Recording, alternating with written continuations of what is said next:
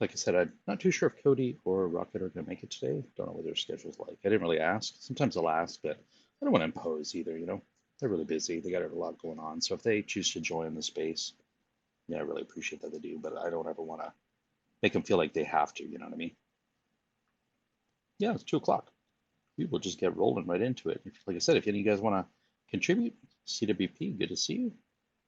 Hope you're having a good day so far. And Hawkish, good to see you too. Thanks, man. Thanks for being here. I see Hunter dropped in as well. CWP, how is your Saturday going so far?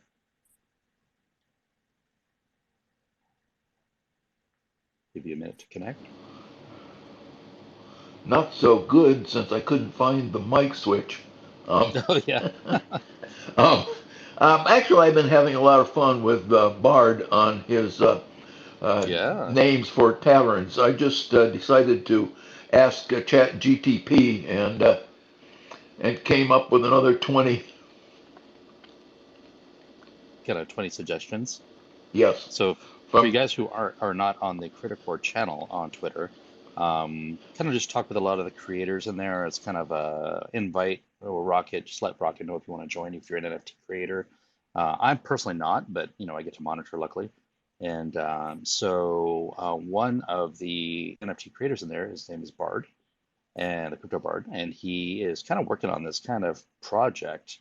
I don't really even know how to describe it, but it's kind of a virtual environment where I guess you know can come in and hang out. Like you know, I don't know, I really don't know what it's going to look like or anything like that, but pretty interesting.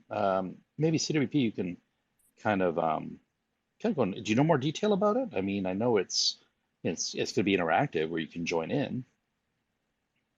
um, just very, very too short. From what I know, it's a tavern in a universe that's in a infinity of other universes. It's really it's quite intriguing. It is, and very creative. Yeah. And I think I don't know if the plan is the same, but he asked if he could build a virtual kind of like a virtual store, kind of like what I have with the EverGrow community store, and you know where he could put my likeness something up at that store. I thought it was kind of cool. Yes, I thought it was going to be a game when I first Yeah, heard him talking about it, but it's not. It's going to be an environment, I think, is the word I would use. I don't know if he would agree, but that's my choice. awesome. Yeah, that's very cool. So other than the names that I saw, what were the suggestions from ChatGPT? Um, the Infinite Ale House, Ah, Multiverse Tavern and Spirits, Parallel Pints Pub, Universal Libations Lounge, Cosmic Crossroads Bar, The Interdimensional Inn, Timeless Tipples Tavern, Celestial Sips Saloon, Quantum Quaffs and Company, Astral Ales Ale House, The Omniverse Oasis, Eternity's Elixir Emporium, Galaxy's Edge Grog House, the Time Warp Tavern, Infinite Horizons Hangout, Quantum Quencher Inn, I kind of like that one, Cosmic Connections Cantina, the Parallel Pubs Parlor, the Alternate Ales Tavern, and the Interstellar Inn and Libations. well, some of those just roll off tongue, don't they? Yeah, I think they're great. Awesome. Cool. I see Cody's dropped in. Cody, good to see you, man. Moon, Android, thanks for being here. And Evergo Love, if you want to jump in at any time, by all means. I just wanted to say, oh, sorry. I just wanted to say, hey, and I know I wasn't on. I mean, I was on the last one or two, but I didn't speak. I just wanted to say hey to everybody, and man, I'm looking forward to so much of this stuff coming out. I've been talking some DMs here and there, and there's so much more that people just don't even know about. It's going to be this is the quarter, this is the season. That it's just there's so much, and I wish I could talk to. And now I'm kind of like in the same boat as Rocket and some of them, where you've been sworn to secrecy about things, and it's like, okay, how do you how do you control your excitement when you're the kid at Christmas and you actually know what's in the package, but you still can't open the package? It's just so much stuff. I think I'm just glad to see It's everybody. torture. Yeah, it is. It is definitely torture, but no, it's there's some amazing things happening, and I guess that's one of the benefits about being in OG, because you've been here since the beginning. That you kind of earned that place, and I think it's just awesome to hear some of the some of the information that's coming, and then on top of that, you get to offer some suggestions for enhancements and things, or some ideas that maybe they hadn't considered yet, and then all of a sudden it opens up this whole new path, and it's just, man, just to see this thing unfolding in front of you is just amazing to me, because we've been here for so long. We've seen a few things, there's been some enticement here and there, but when LunaSky came out, that was big for a lot of us, for us NFT creators and just content creators. And no, it wasn't perfect, but we still loved it, man. We still used it. We still use it. Other than the fact that it's we're getting ready to do the migration. So when this new one comes out, oh man, it's just there's so much. There's just so much. Thanks for saying that. Yeah, it's kind of hard to it's hard to explain to people who are not, and I'm only seeing just a little bit. I don't see probably as much as you do, but just things like Atlas Wallet, and just I got a little sneak peek, Luna Sky, and again, it was just a screenshot. That's all I saw. You know what I mean? But you guys have no idea. Like, I mean, if I'm only seeing just this little bit, it's just so exciting. I'm with you, man. It's like it's like Christmas Eve. You can't wait to open the presents, and you want to share, right? But you just can't. And I think I was threatened with like Nickelback on continuous playback if I revealed anything. Yeah, without a doubt. I mean, we sit there and talk about all the things that everybody knows about, and then you get into things that people don't know about, and you're like, oh my goodness, how do you really not say anything? But I mean, to me, it's one of those things where the minute you say something, then it starts coming with the, well, when's it going to happen, or where are we at, and all this. I prefer for them not to say anything, and I'm 100% on board with that. So I would rather just let's just do the development, and let's just all of a sudden drop it and say, look what we did, and it's, just awe the community, because some of this stuff is just, it will awe you. It's just amazing. That's right on. Yeah, I think some things, personally, just me speaking to me, I think certain things there should be like this kind of hype to build up to it. It's kind of hard to nail down a specific date and all that stuff. I get it, but I do agree with you. And some things should just come out of left field, and you're like, wow, I didn't see this one coming, no idea, and it just, it could literally explode. You know what I mean? And it's interesting. Did you see the poll that official Luna Sky put out, asking people, should they just release it, or do you want to like a 1 week, or I don't know if it was 1 week, but a heads up that it was coming out? And it's interesting. The poll so far is leaning towards one. People want to know. They want to know when it's going to come out. Oh yeah, I mean, it didn't give a timeline. It just said, would you want to know in advance, or do you want us to hold it, or do you just not have no preference? And last time I looked, it was at like 72% of the people want to know. And some things like LunaSky and Atlas Wallet, okay, I can see that. We need hype. We need to build that up. But there's some things that I think if they put it out there, hey, we're working on this, the amount of competition in this space, and the people that would say, "Oh my God, that's a freaking good idea. Can we beat them to it?" They just need to hold it, because this is stuff that has not been done yet. And it's, if we can be the first, and all of a sudden it just drops, it won't just be our community. It'll be other communities just with their mouths on the floor. It'll be like, holy crap, they just did that. Yeah, and I think Luna Sky specifically, I think a lot of creators would like to know ahead of time so they can prepare for the release, right? Perhaps maybe they're in the final stages of making some NFTs or something. So in that circumstance, I could totally see it making sense. Cody, I don't know if you wanted to speak to that or not. Yeah, I can speak to that. Hey, everybody. Hope you're all doing well. How are you doing, Steve? Very well. Thanks for being here today. I appreciate it. Yeah, absolutely. Sorry if there's a little bit of background noise. I'm traveling today, but No worries. Yeah, Evergrow Love. Hey, my friend. Good to hear from you always. Moon, everybody. CWP, Marios, everybody. Real quick, I would like to circle back, if that's okay, just touch on what Evergrow Love was talking about. Um, he's so right. It really does give you a totally different perspective, and even just appreciation on what it takes to, to build stuff. Is when you're seeing it from the inside, you get a totally different perspective about it. You guys are so right about that. Your opinion on the notifying people ahead of time that it's going to get released, let's say LunaSky, right? Do you feel that that's a really important thing that creators would want to know ahead of time rather than just a drop? Yeah, I made that tweet. Usually those tweets are me or Rocket from that channel. Yeah, I personally think that people would like to know ahead of time, and I'd be on board with that. So I think I'm on that side of the table myself.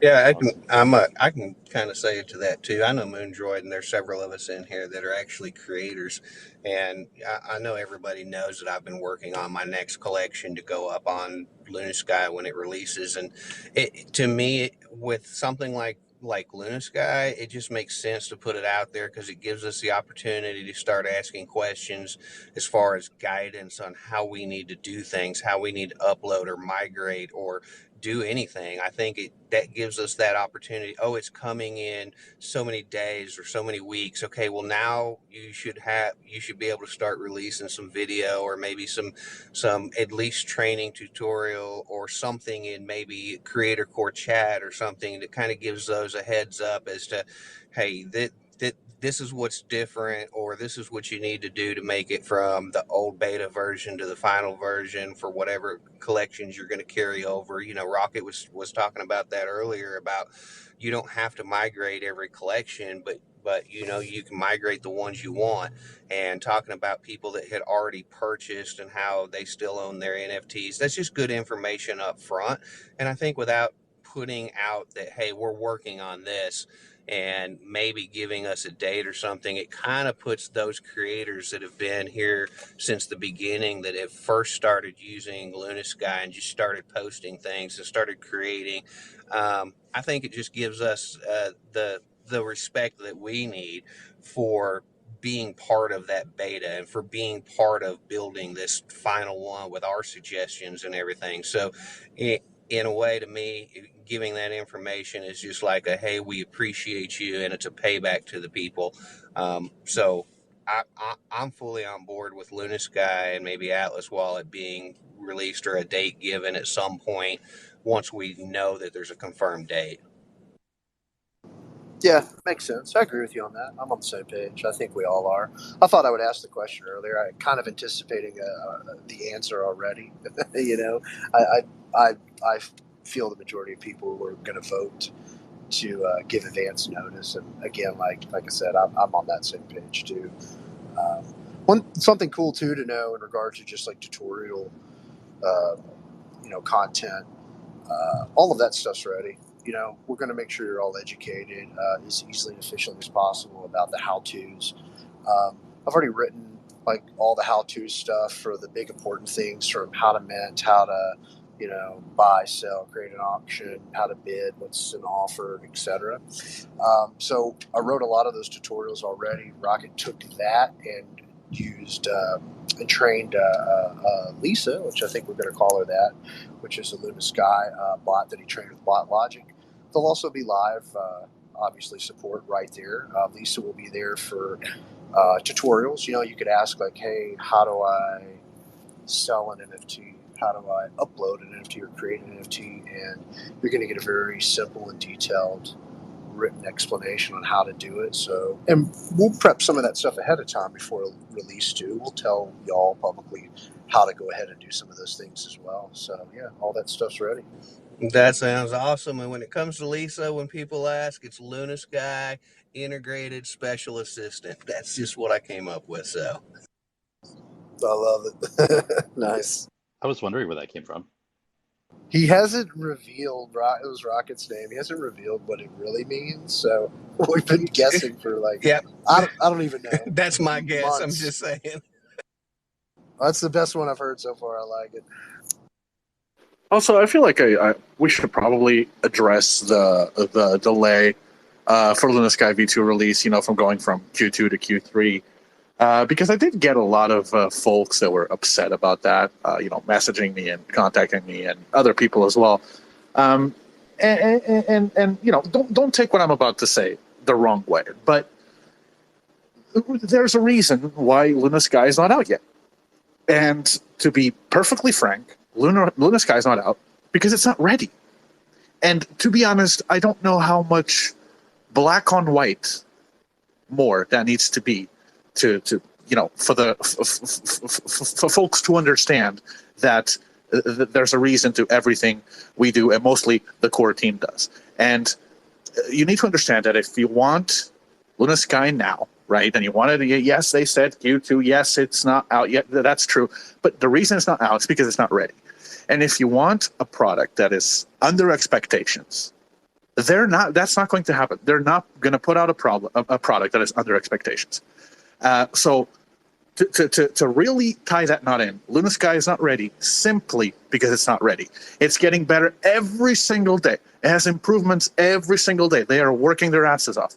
And it's getting better day by day. But until it is ready, we're not putting it out.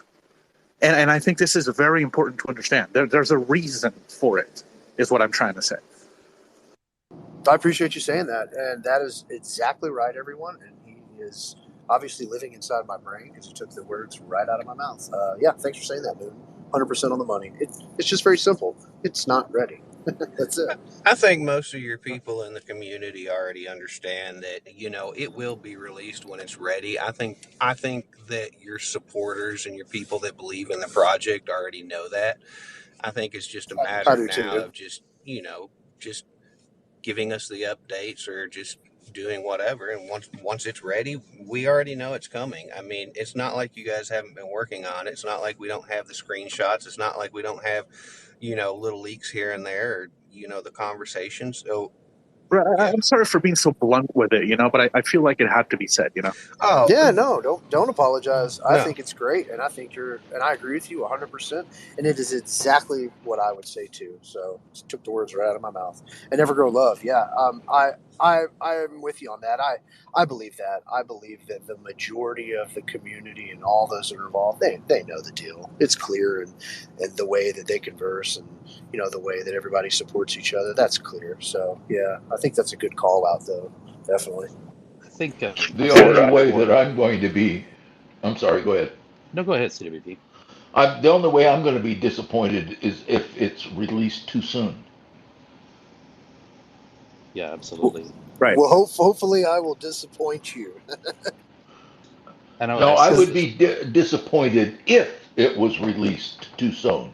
So you won't disappoint me. Yep, exactly. And I've said this before, but I really respect that the team, you in particular, Rocket, has stuck to your guns and not caved to pressure to release something that wasn't ready. And because it would be too easy to cave to that pressure. And, we've seen that before, right? And Yeah. We've keep in seen it mind, before. you got to think of motivation too, right? Let's just say people, well, I need to know a date when it's going to be released. Like, why do you need it so bad? Like, really, do you need it so bad because your NFT collection is just right on that threshold? You gotta I gotta mint these right now.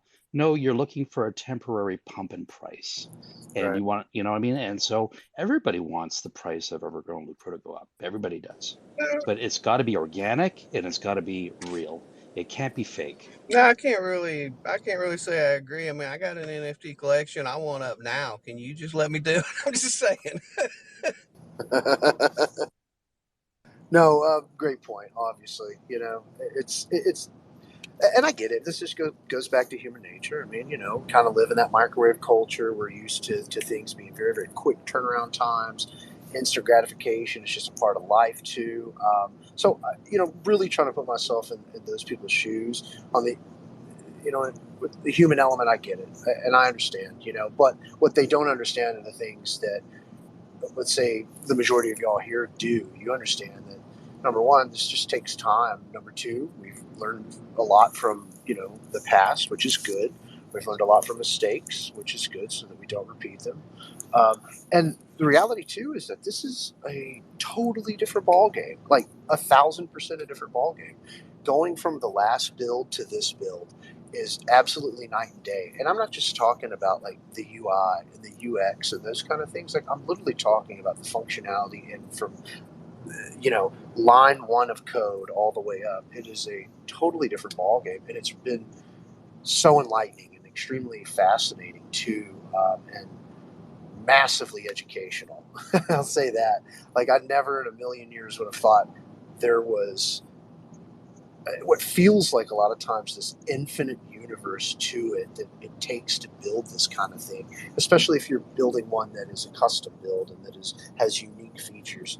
Yeah, you could do like a template-based marketplace that exists. You could definitely do it, and you could set it up as like an ERC 721 or 1155 or a combo of the two or whatever you want. But this has been very enlightening and educational because it's proven that there is so much more to this than I think any of us ever conceived there could be, and that's a good thing because that's what makes this a totally different ballgame now versus the last time a marketplace was built. Remember, we've gone through this 3 times.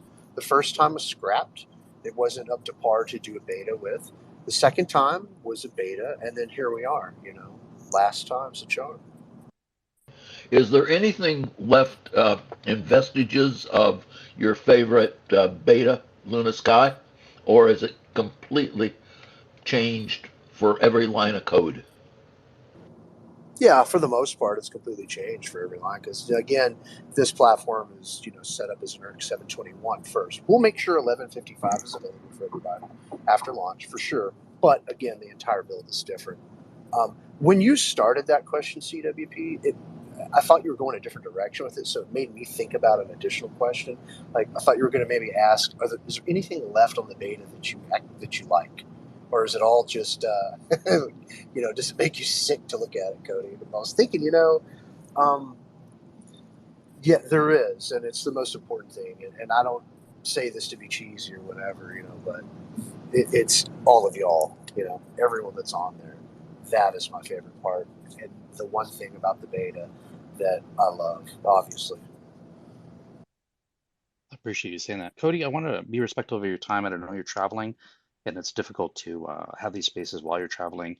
Did you want to, like, normally we do, news and on scams and all that stuff, but did you want to, like, maybe conserve a little bit of your time in case you kind of go out and maybe talk a little bit more about LunaSky or anything like that, or? It's your show, my friend. I'm here for the ride, and you do your thing. I'm not going anywhere. Sounds good. I'll bring it on to Grow Crypto. He's been patient. Thank you so much.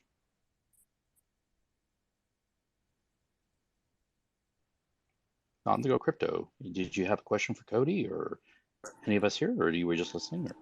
Hey, yeah, thanks for taking my question. I don't really have a question as much as I did. I'm sure I'll have 100 questions before the end of this space, but I just happened to chime in right when people were talking about, last time this happened, and sorry, you guys were apologizing for it taking so long or something. Somebody was saying something like that, but for me, I am thrilled to bits that we've, had to rebuild things and reassess things because I never thought I would have a bag of EGC like this. So thank you, and take your time.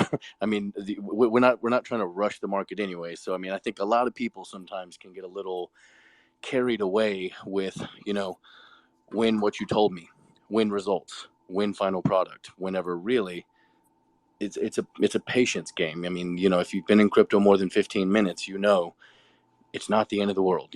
Just because a deadline needs to be reassessed and reevaluated doesn't mean it's not going to happen. So I think that people sometimes get a little carried away with the moment and not necessarily the big event of it all. That's all I got for now. I just wanted to say thanks for all you guys' hard work, and thank you for not releasing yet because I'm not ready to stop buying. Well said. Thank you. Thank you for saying that. I want to piggyback on that. I agree completely. I never thought I would have the bag of EGC that I have, and I've taken some flack for this, but I have really appreciated the low EGC prices. And thanks from the bottom of my heart for putting a good product out and not taking all of the pressure to heart and releasing it too soon. Thanks for saying that. Ivan, I think I'm going to bring you up next. I noticed you made a couple comments there, and give me 1 second. Give him a chance to connect. While he's doing that, I'll read a couple of his comments. He said the only problem with that posting a release date is that each time the information has been put out by the team, it's been false. It makes it difficult to believe in the team. And then the second one was inexperience. Ivan, did you want to go ahead and piggyback on that at all?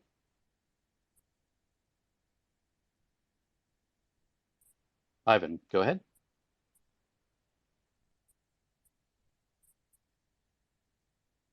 All right, we'll just keep going here. Ivan, do you have something to say, or I'll take you off the speaker? Well, I'll tell you what. I'd like to say something to that, and we've talked about that already today.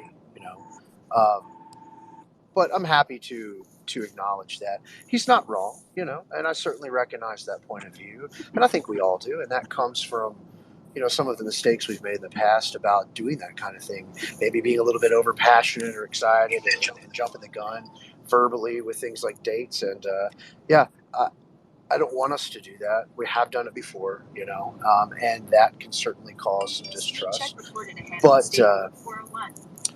But I mean, the good news is that, again, just trying to learn from those types of things. So, yeah, I mean, it's got a valid point.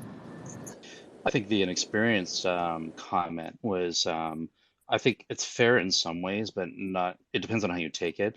Now, when you were dealing with the beta version of LunaSky, and after dealing with 2 different development teams, and I think you're on your 3rd one now, right? There is experience to be learned there, and there you don't know what you don't know. That's exactly right. And as we've spoke about today as well already, a lot of experience is continually being gained throughout this whole process. It's been 18, 19 months. Thinking back a year ago, yes, there was a lot of things that we didn't know that we know now. There's a lot of things we will not do now that we did then, and we've had to learn the hard way. And of course, that affects a lot of things, including all of y'all. So again, thank you for hanging in there and standing by the project. Yeah, thank you guys.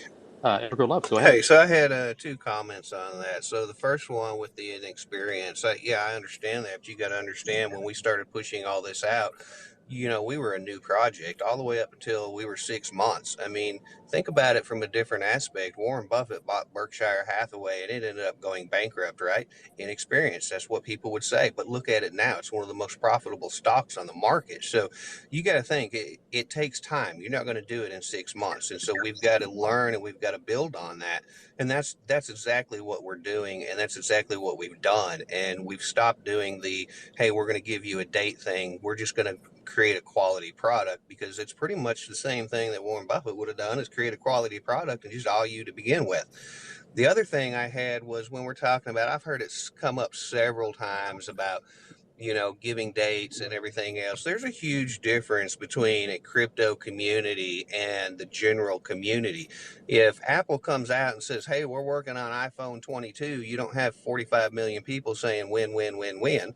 They're just sitting there going, okay, well, I can't wait. They get excited. The same thing if, a new computer company's coming out there and they're coming out with a new system. You don't see them getting flooded with win. You get people just watching the news, waiting for a release date. In crypto, the first comment is win. I mean, that's what everybody wants to know, because crypto is known as pretty much a get rich quick. They want to know, how fast can I make money? That's the mentality that's got to change. So that's why we started joking around with about win is only on Wednesdays, because that's the win day, right? Other than that, we don't ask when. And if you've noticed, the majority of the people in this community have stopped asking when. They joke around on Wednesday about it, but other than that, they know that it takes time. They know that there's a team behind it. They're working on it hard. We all know that when this comes out, it's going to be an awesome, amazing thing to use. And yeah, we're going to blow up. The more stuff we come out with, the more stuff that feeds EGC. I mean, pretty soon it's going to be, to me, within the next 4 or 5 years, if it even takes that long, it'll be a name that a lot of the world knows. I see, Yeah. Ivan, you've been able to connect now. Just give me a minute and let Cody respond. Okay, sure. Oh, was just gonna. I don't want to echo chamber too much, but yeah, EverGrow Love again. Great call out, great points. You know, that's just the culture. That's just the crypto culture, man, and that's just a bad habit that the crypto culture's developed. Maybe we'll work our way out of that one day. I don't know. Maybe win will always be a thing. Who knows? But I'm with you. I vote to keep it on Wednesdays only, at the least. Thank you, Ivan. Thanks for your patience. I'm glad you're able to connect. Go ahead if you have a question for Cody. Or Well, the comment I was making, it's more based on the long term, what we've seen over the past since the project was, I guess, released to the public where we can start purchasing. It's we've all seen the announcements and nothing happens. So I would certainly like to know that date or when it's coming out, because I plan around that date. I accumulate funds and set them aside for that release date. That's how I've been doing in the past. And then, of course, when the release date comes and passes, then it messes up my financial planning, because I'm quite invested in EverGrow's future, present and future.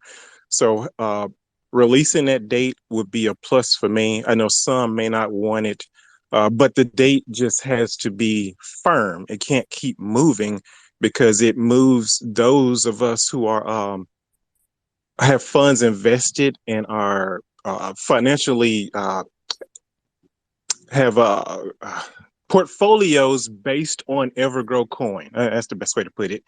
It messes up your portfolio when the date is announced and it doesn't actually happen.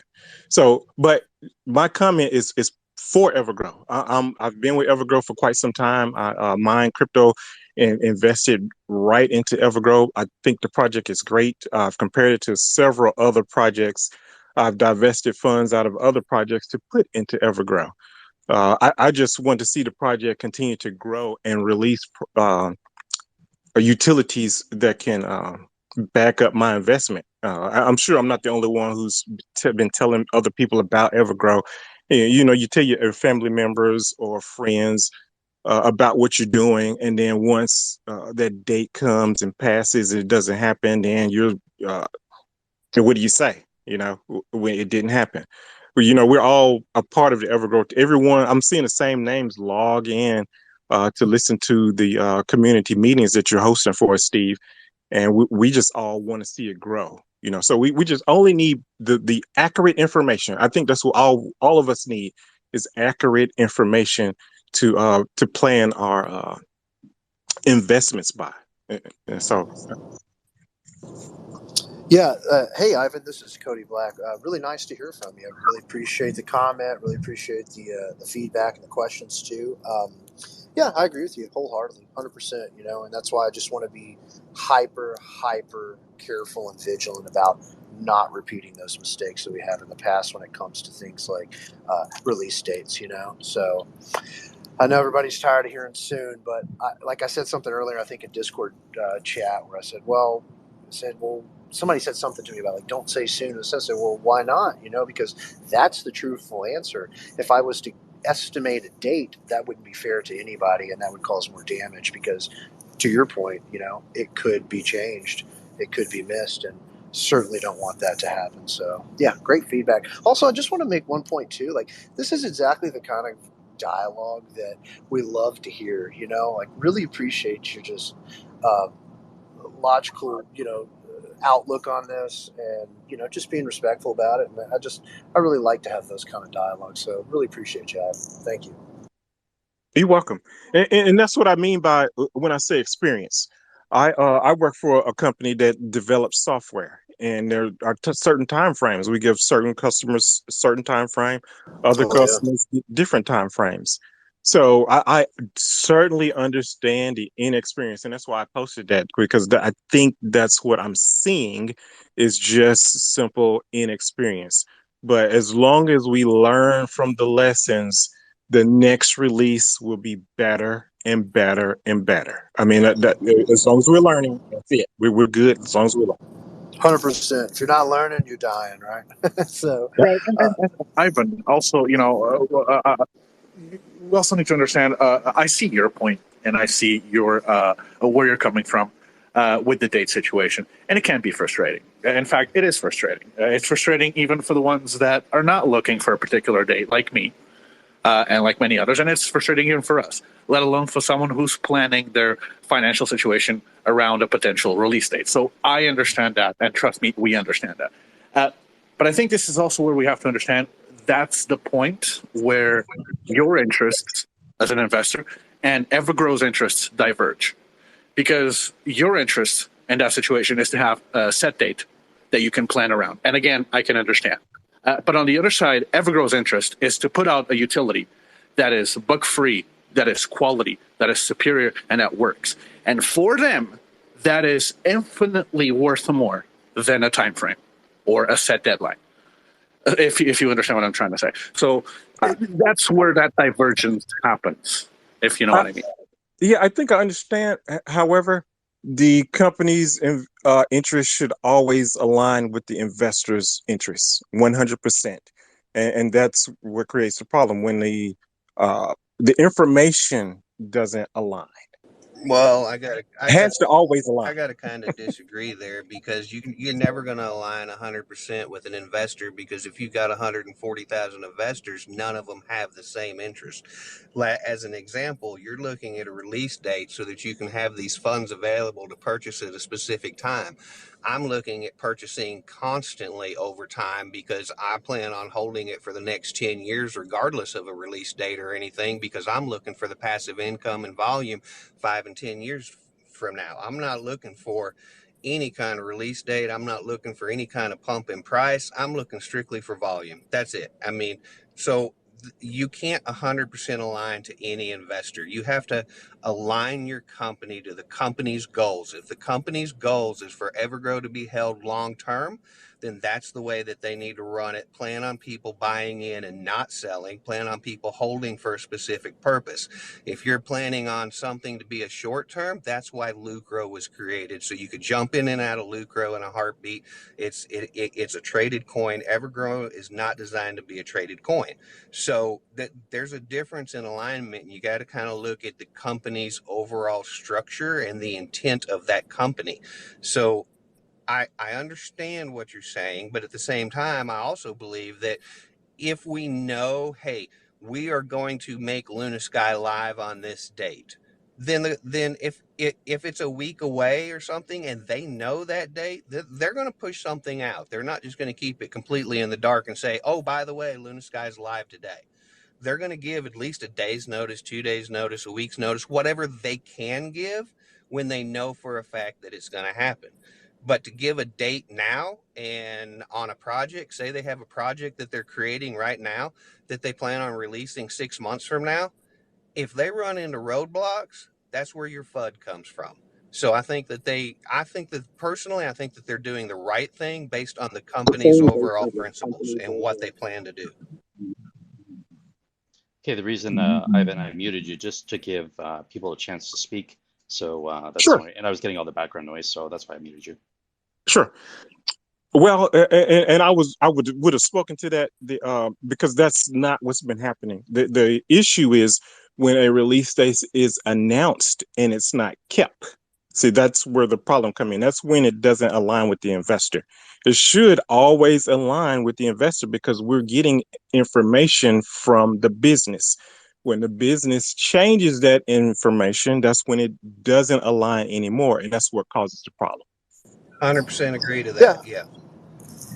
I agree with that too. I think there's a lot of really great points and a lot of great perspectives on both sides of this table. We're obviously talking about a couple of different things here.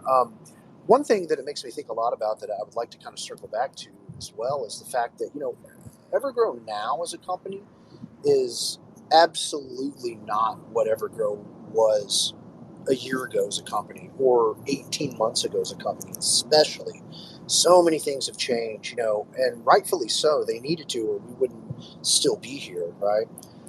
We've spoke a lot about especially me, I like to talk a lot about how, you adapt to your surroundings over short periods of time, and that allows you to evolve over longer periods of time. And that's really what's happened. And that's good because it's allowed us to still be able to survive and continue to build.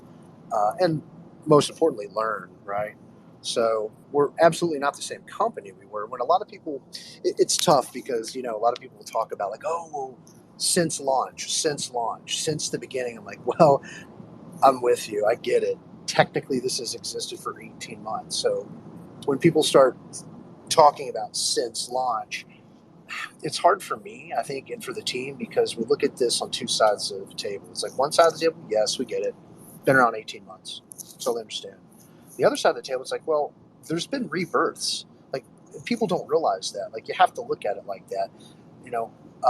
And in this space, all of it is new. There is absolutely no rule book about how to build a successful crypto company. There's not. This is infant, this is in its infancy. Every project that exists, has existed, will exist, are watching and learning from their friends and other projects. They're they're getting experience from those things, and they're seeing what's working, what's not working. And now you're having more projects start to come out that are doing a little bit better than the last project that launched because they've learned from some of their mistakes, right? Rightfully so, of course, which is a good thing.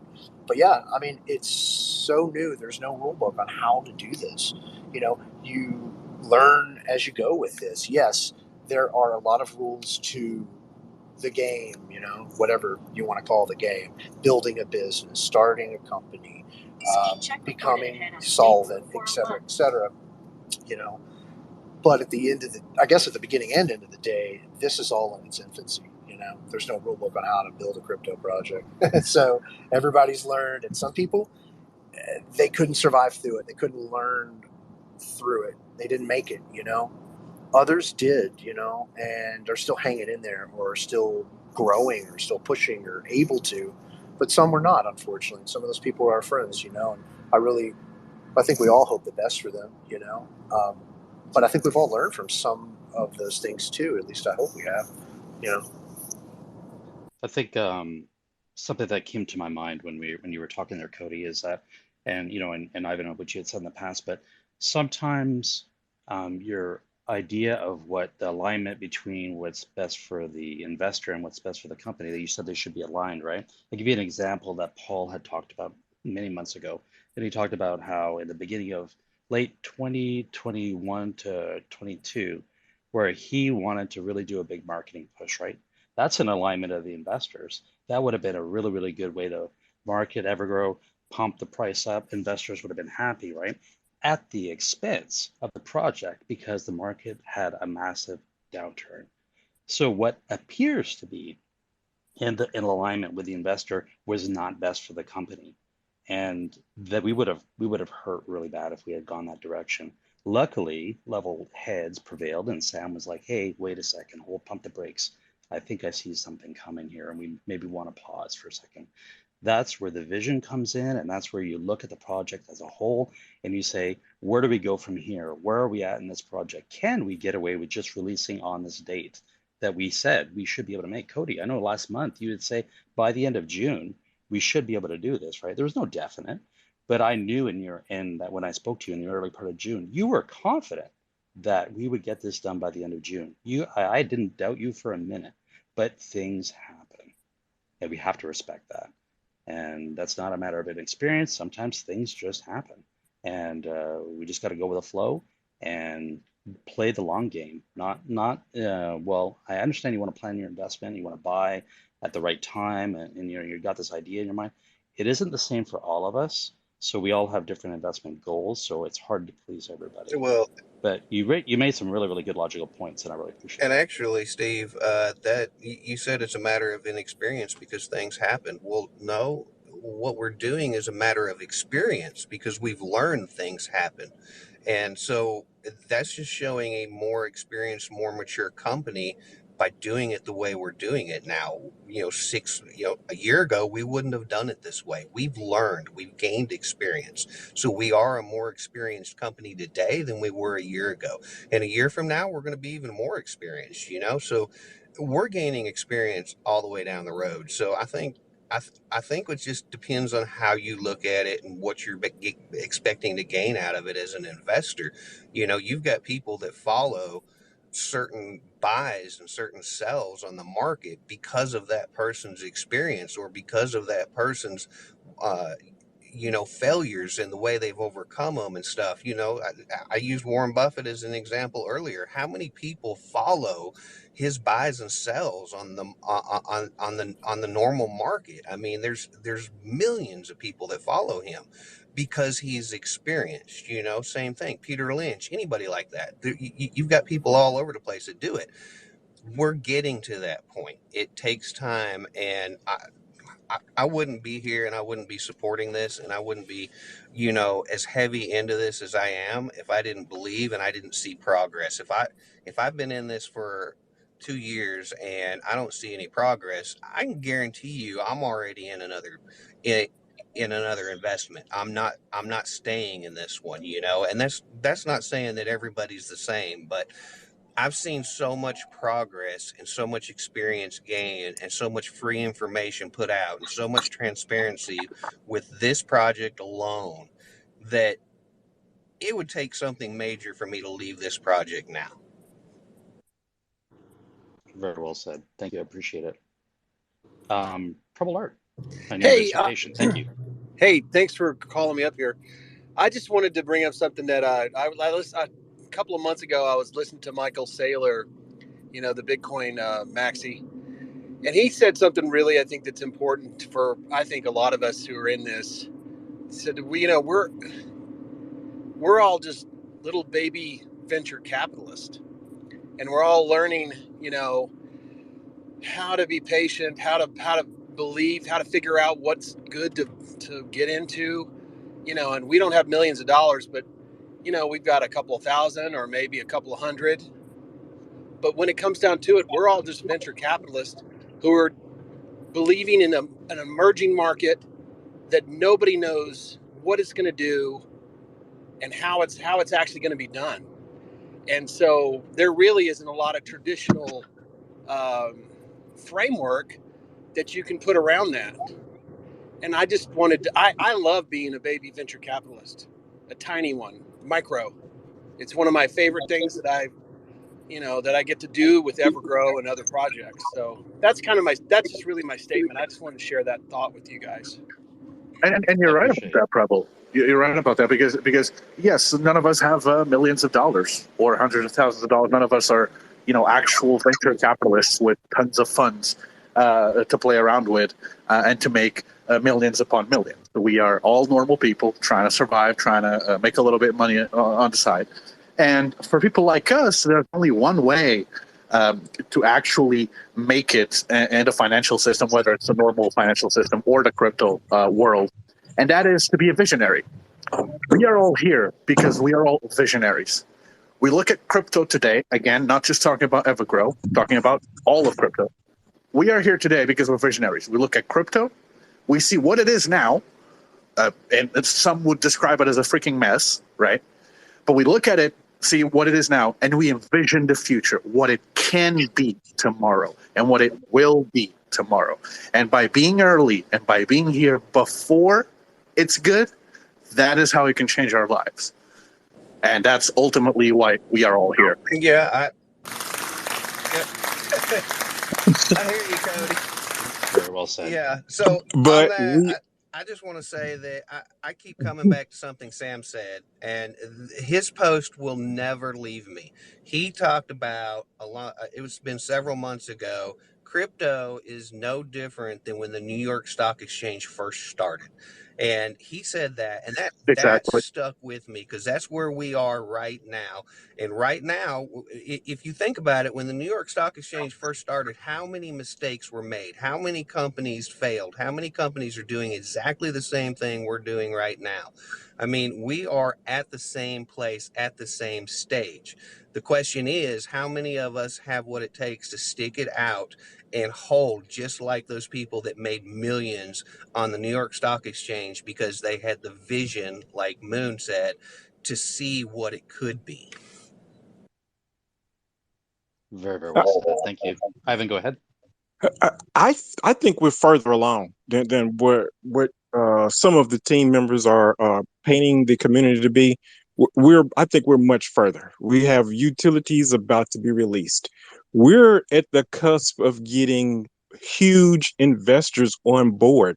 So the company needs to present itself in such a way to where those larger investors will want to join, and that's what's going to make our stock rise.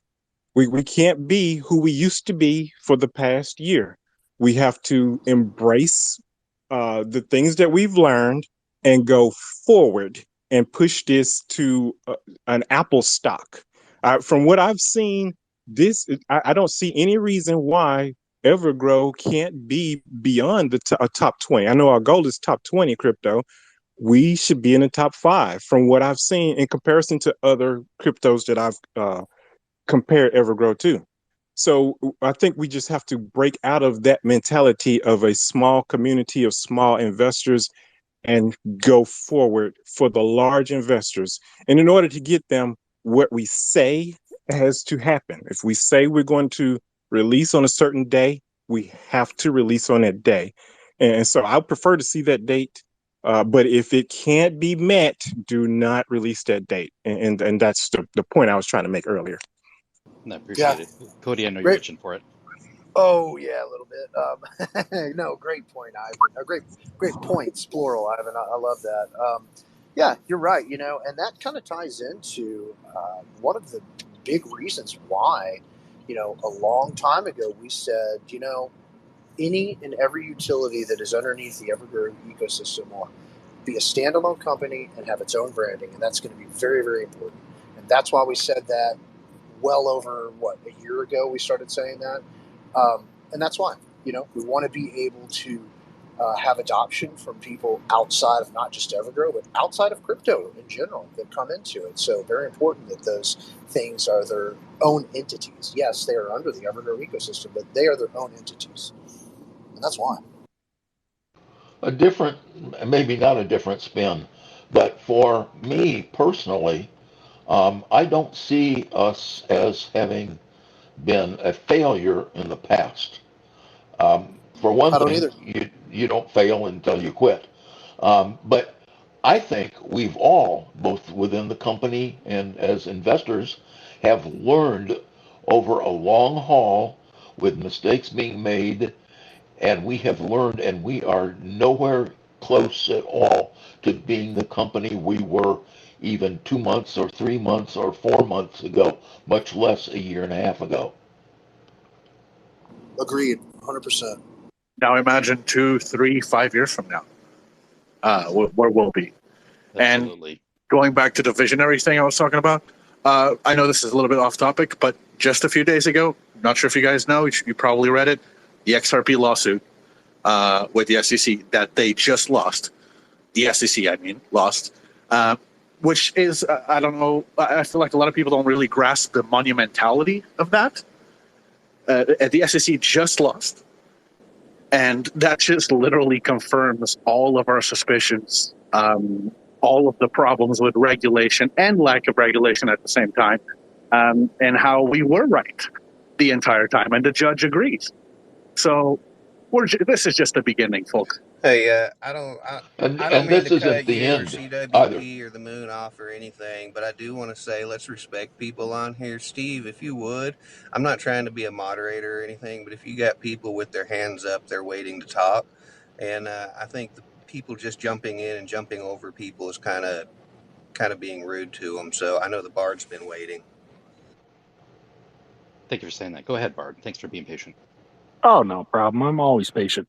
No, I just want to point out that even in the best intentioned companies, when they are a startup, no matter how professional the board is and The technical officers and the financial officers, no matter how professional they are and experienced, startup companies have issues.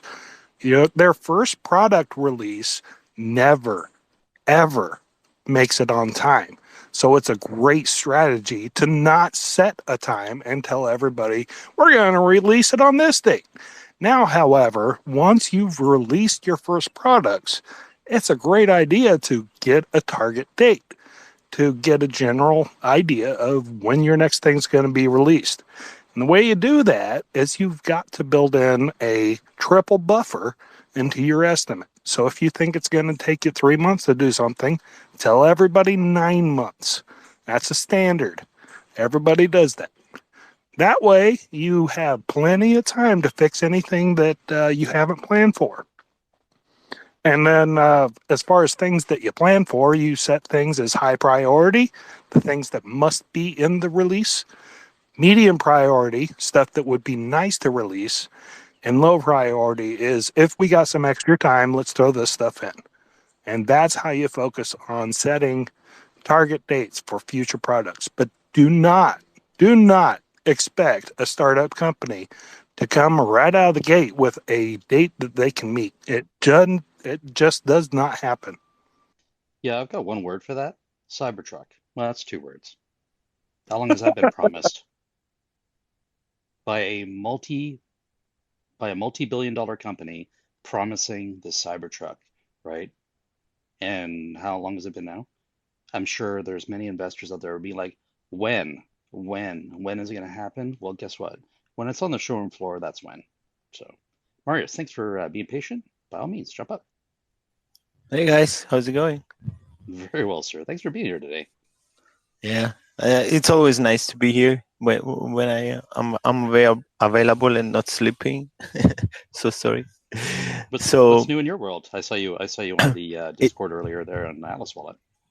Yeah, actually, okay, that's just testing in business, but currently where I live is extremely hot.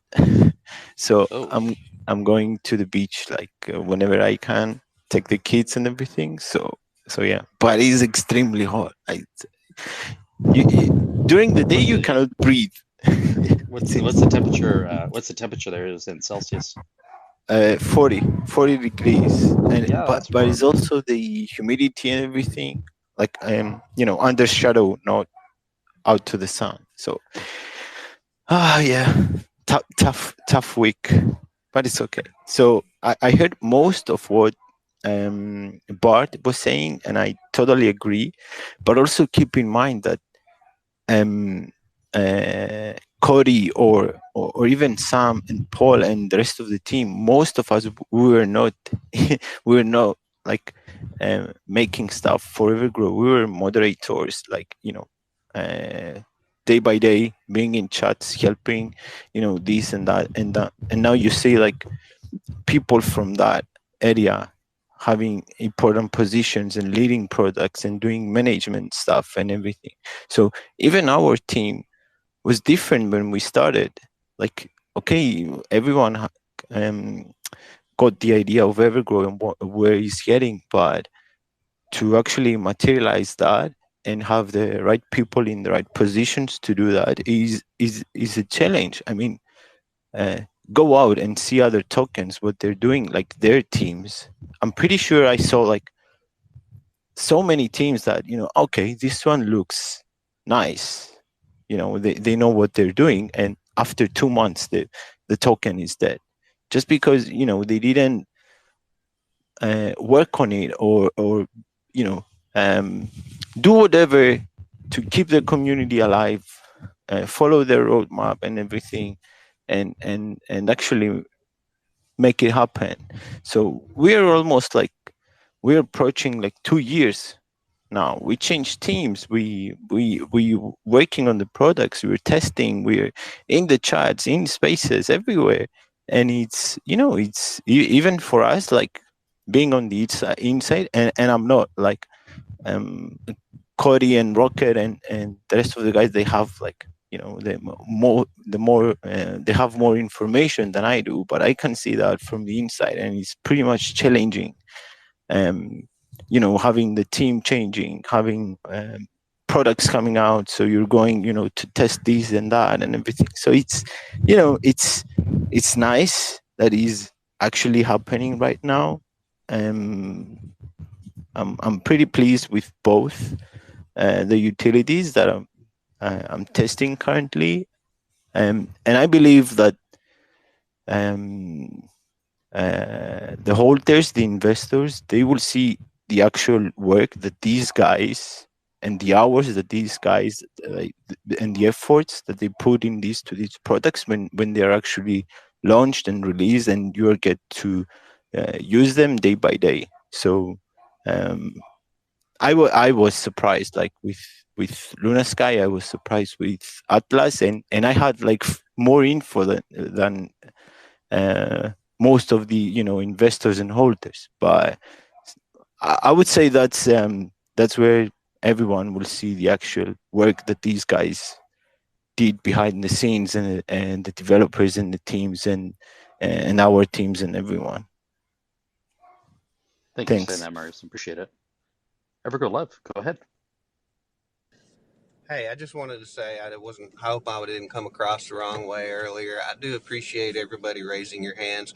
When there's only two or three or four of us up here, yeah, it's one thing just to open your mic and talk. But when there's 7 or 8 or 9 of us up here, it's just really respectful to let Steve call on somebody and go ahead and give everybody an opportunity to partake in this. So I just want to say I appreciate that and everybody's understanding. I appreciate you saying that very much. Go ahead, Bard. We were actually talking about you at the very, very beginning about the little project you were talking about in Creator Core, and I don't know if you wanted to elaborate that when you done your point. So the point I wanted to make was to address the question of, do you want to invest in an inexperienced company? And my take on that is inexperienced startups are a great investment if they have a great team behind them. It is always an extremely high risk, but it's also a high reward. You invest in an experience to get that high reward. I can invest in Apple and invest in Google, which I do, but that's for stable money. I invest on high risk to make lots of money. And that's the point that I wanted to make. As far as the thing that I'm working on, I'm not ready to talk about it too much right yet. I appreciate it very much. Yeah, I just gave a little bit. We were just talking about a little bit about it. I didn't go into much detail because honestly, I don't understand all of it. I'm going to bring up Christopher Eichner first, and then Frank, if that's cool, I'll bring you up next. Christopher, go ahead. Hello at first. Haven't been here for a long time. Yeah, good to see you. Right. I would like to inform that I watched, nobody at time speaks about the hype that both tokens had this week. Yep. I bring to attention that I analyzed, and I saw that on Brew Labs, 2 billion tokens more are now staked. Yep. Who bought? Many are staking. Furthermore, I would like to inform that the current percentage to stake is 8.88%. Yep, we were short term on 8.25. Yep, we can say in this moment the people are staking. What I want to say further is everyone who is interested about burnt tokens, I looked on SafeMoon Swap. First time for 3 months. This week was again a burning of 200 billion tokens of EverGrow. What means we have in this moment, we can say, yep, that the Lucro buy has made a good burning. Yep, I would like to analyze here. Nobody speaks about, but I start the discussion. Who were the people who bought? And what I noticed very good in the volume in the days when I looked, nowhere the token was traded over $200,000. We were always around 196. I have not seen much. We have to increase the volume. I hope that the utilities will do it. Thank you. Thank you for Christopher. Dude, I haven't even gone into the the stuff yet. You're killing me here. I'm just teasing you. Yeah, thanks for saying Uh, that. I appreciate it. It's good news. EverGrow Steve, as I tell you this now, this is more my personality. In Germany, before I left this country, I was military. Every German man had to go to military or to civil service. Yep, I was military, number one. Number two, the other thing is my studies, because I still know from my past when I studied in Germany law, the professor in the university said, Mr. Eichner, you have to come in law with definitions and with facts, not discuss. This I did 3 times in a way how he did not like it. He made me down in front of all people. However, then then I brought what he wanted. He was happy, but then he said, I'm a strange person. Yeah, good. And now I'm a lawyer and don't understand other things anymore. Okay. Thank you for saying that. I appreciate it.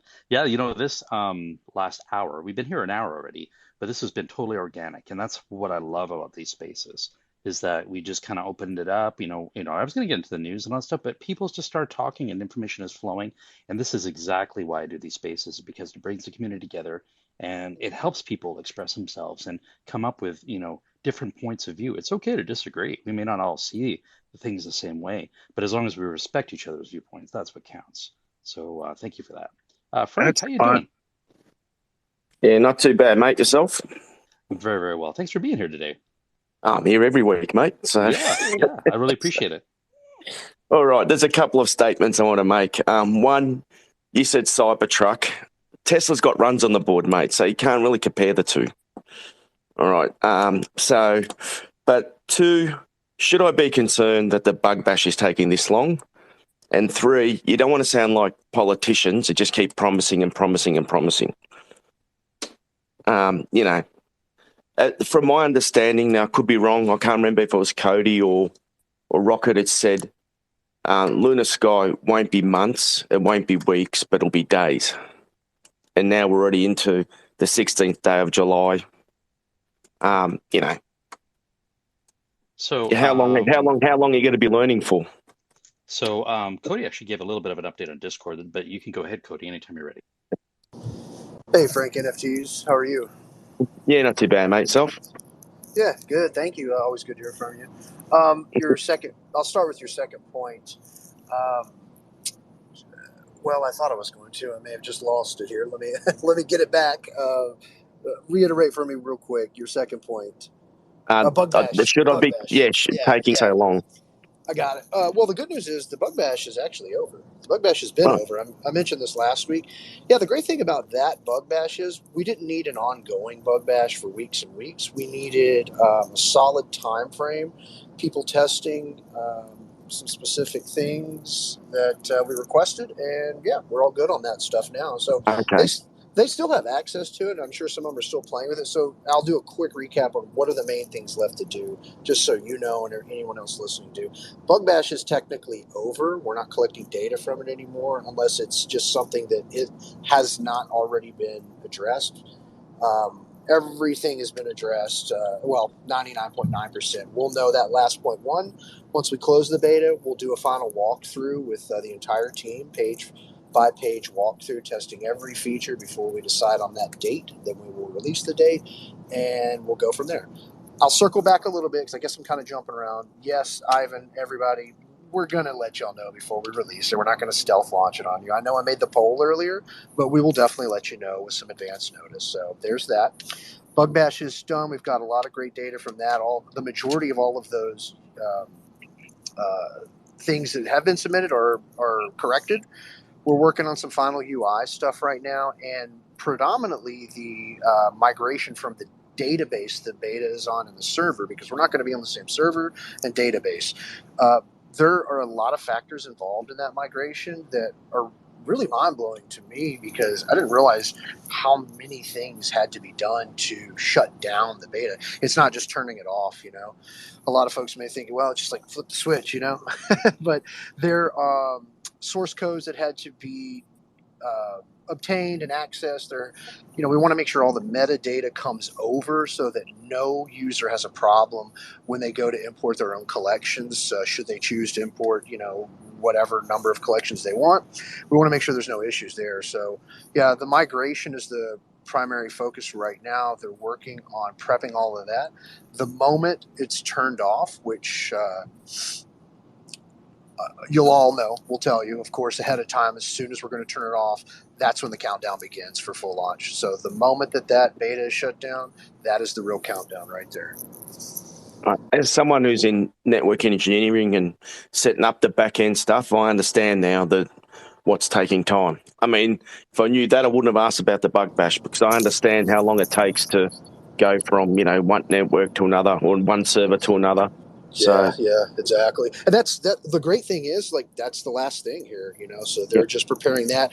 We did have some breakthroughs with that. I'm not going to get into the technical details of what those breakthroughs were, but being that platform was on a beta, y'all, I'm just going to be real with you. There were some elements to it that our devs were like, I don't know if we can get this stuff that we need fully to do this. We may have to come up with a different solution. Those are the kind of things that are going to come up in development, especially when you're working with development that is not built from a rule book, right? So good news is we had some breakthroughs this week with that stuff. So our current game plan of getting that migration set up to be able to shut off beta is right on track. So looking really forward to that, because the moment we turn that off, we're going to tell everybody day of when we're turning it off.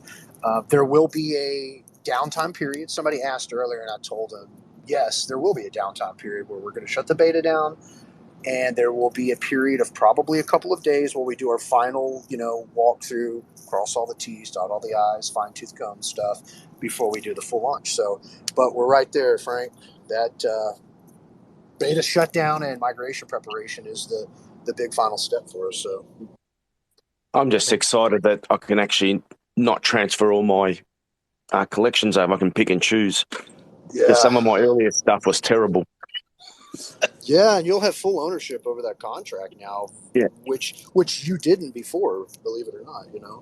Oh, yeah. Okay. Oh, cheers for that, boys. I'll be here same time next week. Yes, sir, my friend. Always a pleasure. Thank you, Frank. Appreciate it. EverGrow Pets, thanks for being here. That I will just let you speak here, and then we'll get right into the space. We've done quite a bit of sidetracking here, but it was all good. A lot of great discussion out of here. So EverGrow Pets, thanks for being here. Thanks for having me, Steve. How you doing? I'm doing pretty good, hanging in there. Right on. Did you have a question for maybe Cody or any of the others that are up here?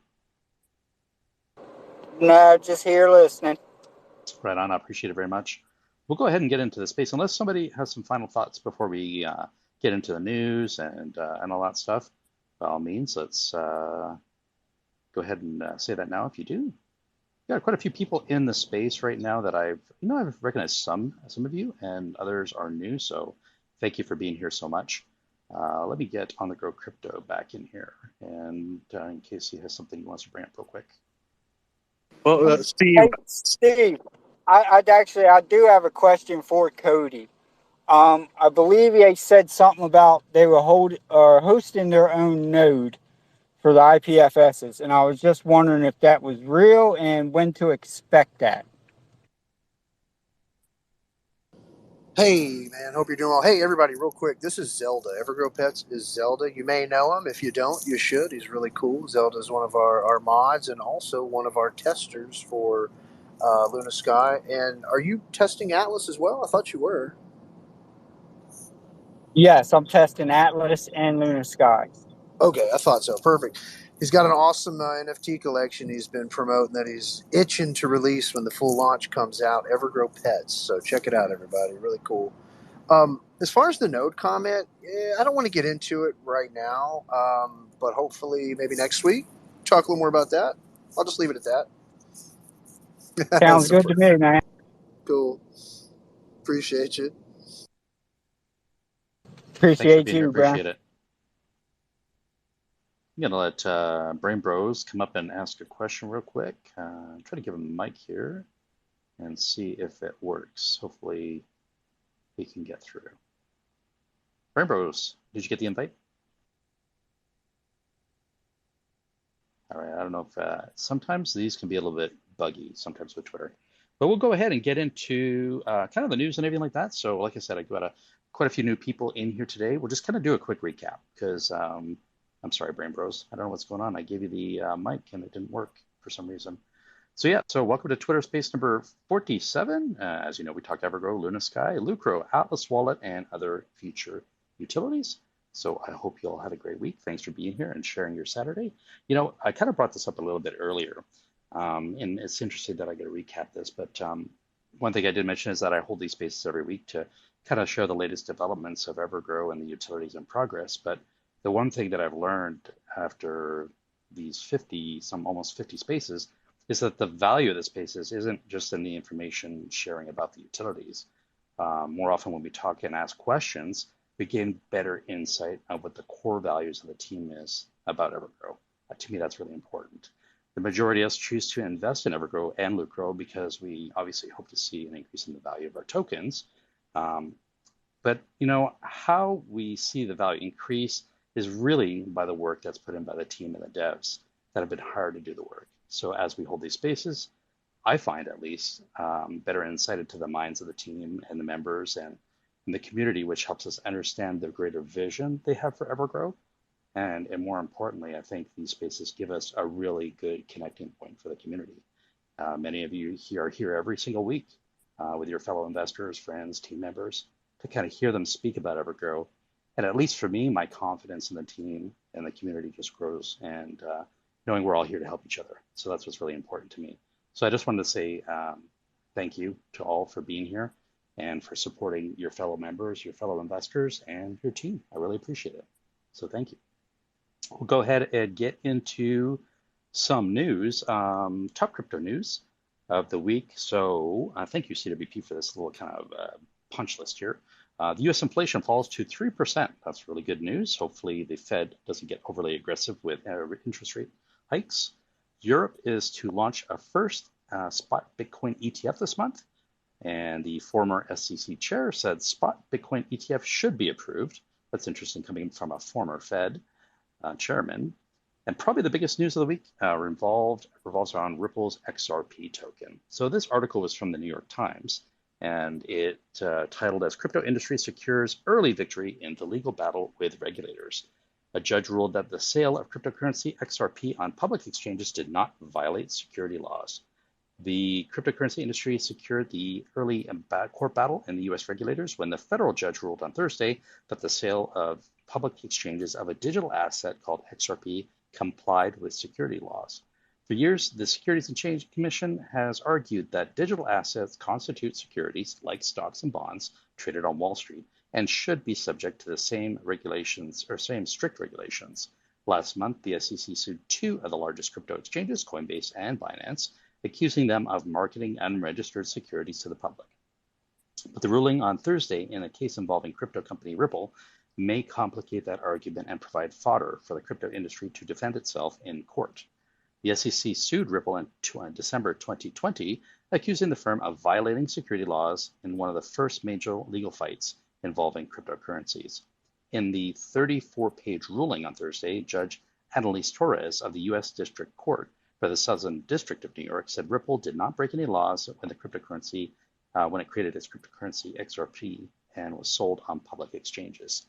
The ruling was not a complete victory for the industry. Judge Torres also found that Ripple had violated security laws when it sold XRP to institutional investors like sophisticated hedge funds. A spokesperson for the SEC said in a statement that the agency was reviewing the decision. We are pleased that the court found XRP tokens were offered and sold by Ripple as an investment contract in violation of the security law in certain circumstances, the statement said. In an interview, Stuart Alderov, I don't know how you pronounce that last name, Alderoty, Ripple's chief legal officer, said the ruling was a win for the broader crypto industry. Today's decision puts appropriate checks and balance on SEC's campaign regulation by enforcement. I totally agree with that. Now, if you dug a little deeper in that kind of whole ruling, it wasn't a complete vindication, but I'm kind of glad that it happened the way it did. The SEC does need to be checked, in my opinion, but that's just my opinion. We also like to cover scams here, the things that you guys need to keep an eye out. Some people have heard about this already, and others seem to be completely unaware.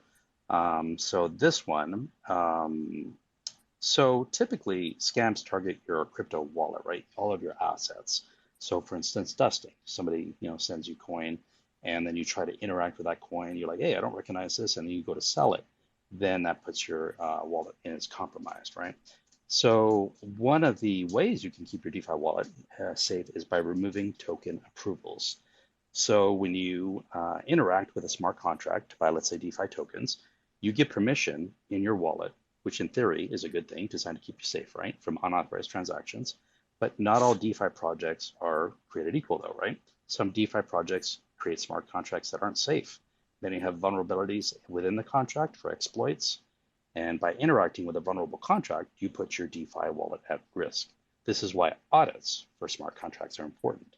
An audit can help identify an inherent risk within a smart contract and give developers an opportunity to address the security vulnerabilities, such as CertiK, for example.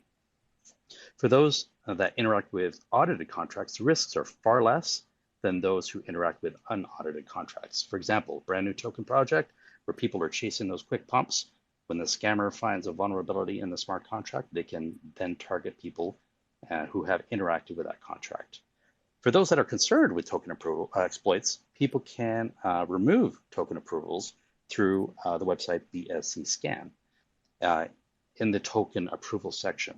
It's actually in beta right now, and you can revoke those approvals. So doing so will help you reduce the risk of the exploit of the tokens in your wallet. And the cost is usually pretty low, sometimes $1 or less. But in this particular case, if you went to token approvals and start revoking contracts, the process seems like totally normal, except that the price to revoke that contract could be several dollars or even $10 or more. The instinct that I've seen from people is even though the price is high, they go to try to revoke that approval. But they pay the higher price, but the approval does not get revoked. If you try again, the price gets higher. The scam isn't after your crypto, but it's after to get you to pay the fees, which are basically gas tokens. So within that scammer uses those gas tokens because they're valuable. So how can you really protect yourself from this? Really, if you attempt to revoke a token and you see the higher than normal gas fees, consider canceling the transaction and do not attempt to revoke it. There's a website called revoke.cash. They have a built-in warning cancellation feature, which will not allow you the transaction to go through due to high gas fees. So I personally have not used this site. If you guys have, let me know. But if you're still concerned with a potential exploit, you could consider moving your tokens to a Virgin wallet, given though that the kind of pervasive nature of these type of approval scams. I kind of think most people are going to see these tokens, kind of these approvals appear in their wallets anyway. So the best thing you can do is if you see a very, very high price to a revoke, don't do anything at all. Just leave it alone because it's not going to change. It's not going to go away, no matter how much you pay. So I thought that was kind of interesting. I saw the token approvals maybe it was like a week or two ago. I was able to cancel all of the ones in my wallet, but I fully expect, honestly, that they're going to appear. Just not really much you can do about it, unfortunately. So let's switch a little bit of gears here and talk about EverGrow. So we've seen about, in terms of volume, about 750,000 in EverGrow volume and an increase in about 20% in the last 30 days, which is great. A couple of days ago, as Christopher Agnew was saying, the team did a strategic burn of over 240 billion EGC tokens. So as we see the adoption of utilities, we can expect to see more strategic burns as profits from utilities are used to buy back EGC and send them to the burn wallet. Lucro also had volume in a neighborhood of about 700,000 over the last 14 days and is up 86% in the last 14 days and up 128% in the last 30 days. It was actually over 200 at one point. There was a bit of a pullback, which is fine. People were selling, right? So although I don't have access to the buy-sell ratio, it seems to me the majority are buys by far for both EverGrow and Lucro. In the short term, you can kind of see this comparison between EverGrow and Lucro and how much of a difference there is in a price change. Considering the volume is very similar, right? EverGrow benefits from a low circulating supply in this case, and so that greater volume. But in this case, like let's say we had a greater volume with EverGrow, we would probably see more price action, right? So it's the circulating supply relationship between EverGrow and Lucro, where you can really see just how Lucro just takes off with very, very little volume. I mean, like I said, 700 some thousand over 14 days. You know, comparatively, this is going to blow your mind a little bit. So in the bull market, on high volume days, we saw in the neighborhood of 180 million in volume for EGC over a period of 14 days. That's approximately 257 times the volume. So just imagine 250x current volume for Lucro and EverGrow, what that would do to the price and rewards for EGC holders. It's kind of mind blowing, actually. So no wonder everybody wants the bull market to return, right? As Christopher also mentioned, staking of Lucro through Brew Labs, current yield, last time I looked, it was 8.9%, and looks like he got a more current 8.88. Switches down slightly from around 10% from last week due to people staking Lucro. A lot of those buys that were coming in, they're turning around and getting rewards out of it, right? Staking, in my opinion, is a great tool to increase your your bag size, if you like. To give you an example, if you had 20 million Lucro, which today is around 800 bucks, let's just say, right? And it consistently earned about 9% for the year, you would get 1.8 million Lucro tokens in reward. If you held those tokens, and let's just say we had a price increase, let's say even a penny, right? Those Lucro rewards would be worth about 180,000 just from staking. So that's your passive rewards right there. I know we're a long way from a penny, so it's not financial advice. We're a long way there, but think of it the long game, right? That's why we're here. We're in for the long game. At least I am. So things in terms of crypto are a lot of unknowns, right? One token can take off for no particular reason, and other ones that are actually nose to the grindstone, doing the work, making utilities, those are the ones that are going to really benefit, I think. So who knows? 3, 6 months, a year, maybe 3 years from now, as Lucro continues to be integrated into various utilities, the value of the token obviously will hopefully increase, right? So I thought that was really interesting. 250 sometimes the volume. Crazy. Those were wild times back then. So we got an update from Cody about LunaSky. He put out the poll earlier about the question was, do you want to know ahead of time when LunaSky will launch, or would you rather be surprised? So far, I saw this morning 210 votes. 59% said yes, advance notice, and 30% had said no, surprised me, and 11% said they had no preference. I think that number, based on what people were saying, was a little higher now. So yeah, head over to the LunaSky official Twitter page and go ahead and vote. Just to make your voice known, because it's really important. LunaSky V2, obviously we talk about this all the time. It's a top-down redesign of LunaSky NFT Marketplace. He was actually, Cody was in Discord earlier answering questions. I think it was Everwise Fool has said, can we ask if the UI fix has been completed? And Cody answered 99% of them have been. So that was really interesting. You got, like I said, you got a really good update earlier from Cody on that. Cody, do you want to chime in on that? Yeah, I mean, I guess I can essentially just, I guess, reiterate what that means. It means that once and I mentioned this a little bit earlier, once we close the beta, we'll be doing our final walkthrough. So that's why I say 99%. You know, we're anticipating there's going to be something in that final walkthrough, a tweak here, whether it be a UI or a fix here on a UX thing. You know, so but yeah, looking good. Excellent news. Yeah, it was interesting. We're going to talk about Atlas Wallet next, but I just love how the community comes together and just makes little suggestions here and there, like, could this look different, or can we move this button like this? And some are easier than others, right? Sometimes it's just a really straightforward thing, and other times it's a little bit more complicated, and you've got to say, you know, maybe this is worth waiting for maybe an update. So it's interesting. Atlas Wallet. So actually, as of this morning, I downloaded beta test version number 16 that came out just this morning, and I actually added a watch wallet to it for the first time. I thought it was kind of cool.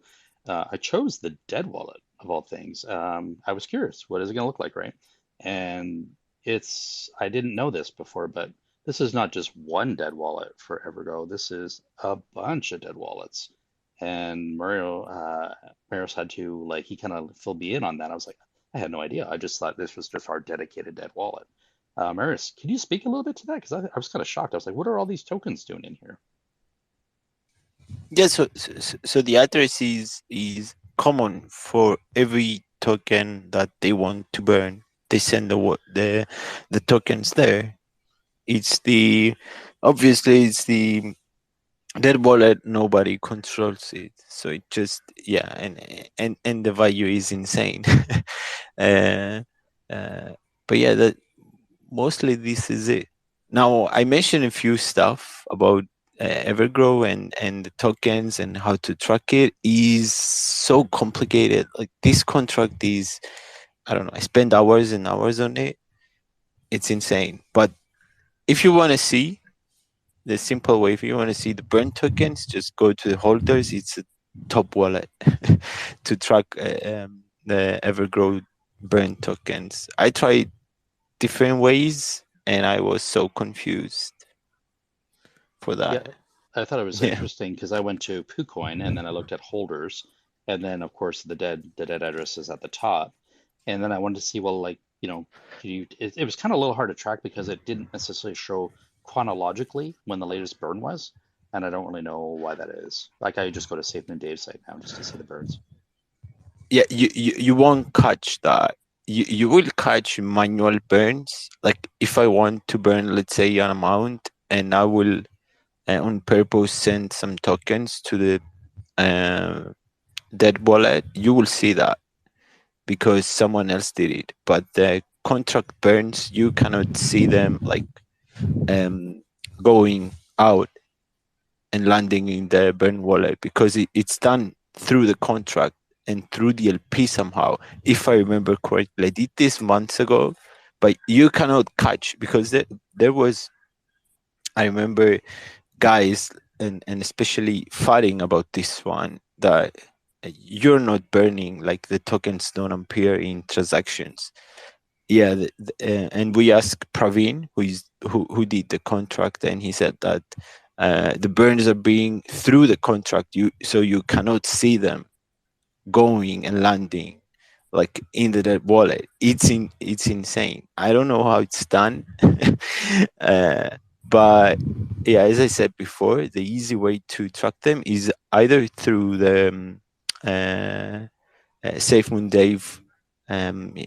He keeps track actually day by day, so he doesn't detect the burn when it's happened. He just gets the number of burn tokens once a day, like in the morning, and updates the table.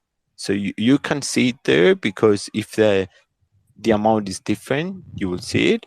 But track the transaction and everything that the contract does, I don't think it's possible, honestly. That's I really tried. Yeah. I tried, and I never found it. It's insane. Thanks for sharing that. I appreciate it. Rocket, how you doing? Hey. Yeah, I'm wrestling children, but I just wanted to chime in here. Yeah, so the burns are happening as internal transactions. So, yeah, you wouldn't see them on a regular sort of transfer transaction list. Yeah, you can see, if you monitor the LP, you will see the amount that was burned going into the LP, like the BNB, let's say, but you won't see the tokens like going out. It's through the contract, and I don't know how it's done, and I don't know if it's even possible to track it. It is. It's an internal transaction, and so it's not going to be on the regular transfers. But you can find it in there. It's just it's not easy on BSC scan to see it.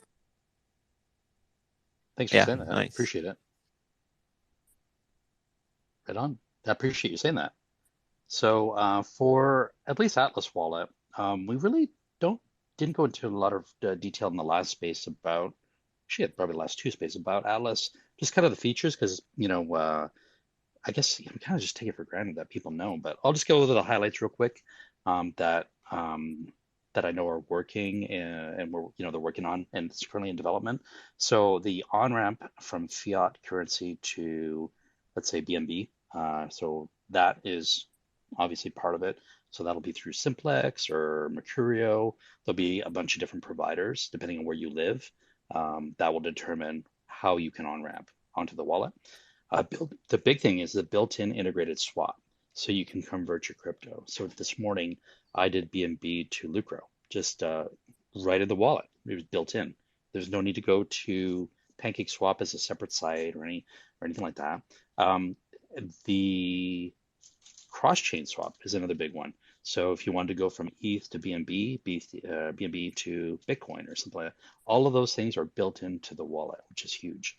The one thing that I like about it is it's easy and it's fast. I found it depends. Cross-chain swaps could take a little longer, but that's normal just because, again, you are it is a cross-chain, right? The off-ramp solutions, so you can send your, if you want to cash out, send them to your bank or potentially, Cody, is that what the MasterCard was all about? Was to send potentially profits to a card, like a debit card, similar to what you were talking about on another space? Yeah, kind of. I mean, the way those things work, they're like a preloaded debit card. That's all they are, right? So I'll use what I know for an example. So, I've talked about how I have one currently I've had for a while from crypto.com. It's a preloaded Visa. You send crypto to the exchange and you sell it for a crypto that is that they allow you to top up your preloaded card with. So, like for me, I send BNB over to the exchange for my Trust wallet. I sell it for USDC right there on crypto.com, and I top up my card with that USDC. So it's just like a preloaded debit, basically. Very cool. Yeah, that's a really handy feature. I think so. That's going to be basically, hopefully, it works the same. I tried with I'm really new. I do have a Revolut, which is again is a card, is a Visa. So I offer using that and worked. Doesn't necessarily need to be a bank or something. So straight to my card, not an account or stuff like that. With Atlas, you did this? Yes. Wow. You have to tell me how you did that. I don't know if it will work for you in US, honestly, because the operators are different. Yeah, I that totally I can use, and the cards, but yeah, you should try. I mean, you should try it. Absolutely. I'm gonna have to look more into that. I appreciate you saying that. That's interesting. So that's a big feature. That's really gonna be handy for a lot of people.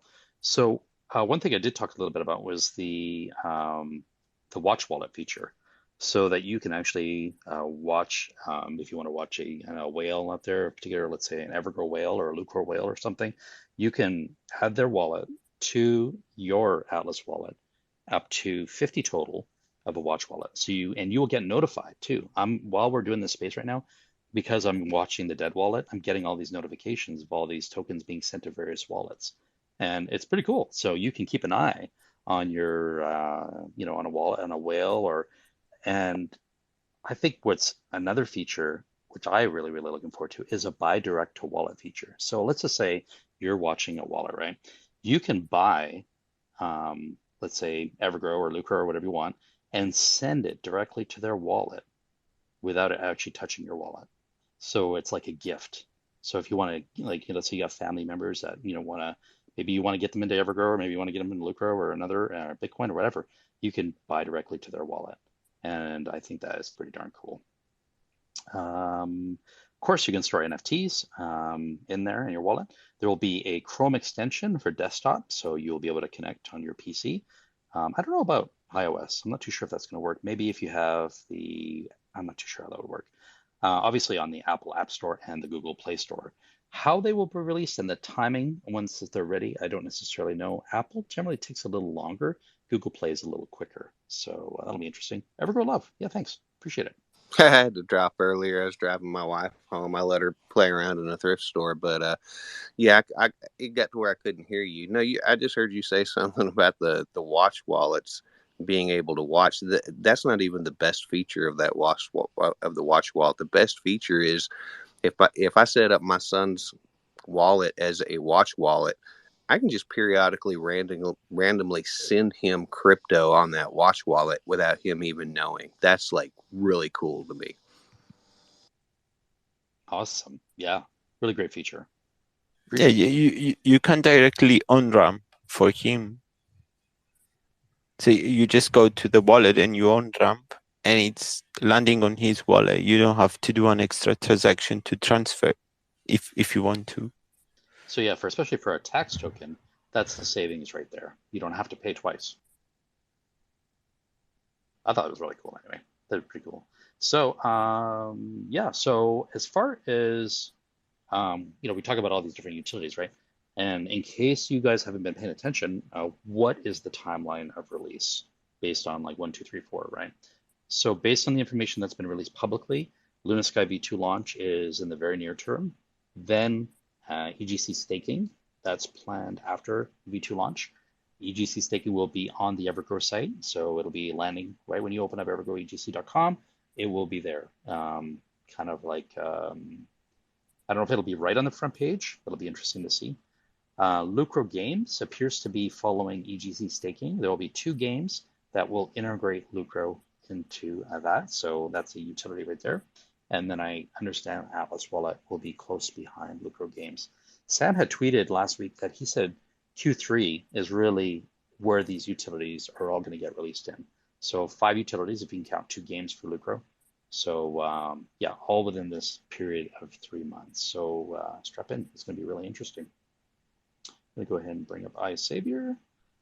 And we'll go ahead and open up for, I'll just open discussion. Do you guys have anything you want to bring up, talk about, questions about the utilities? By all means, I'll let iSavior, he's been really patient.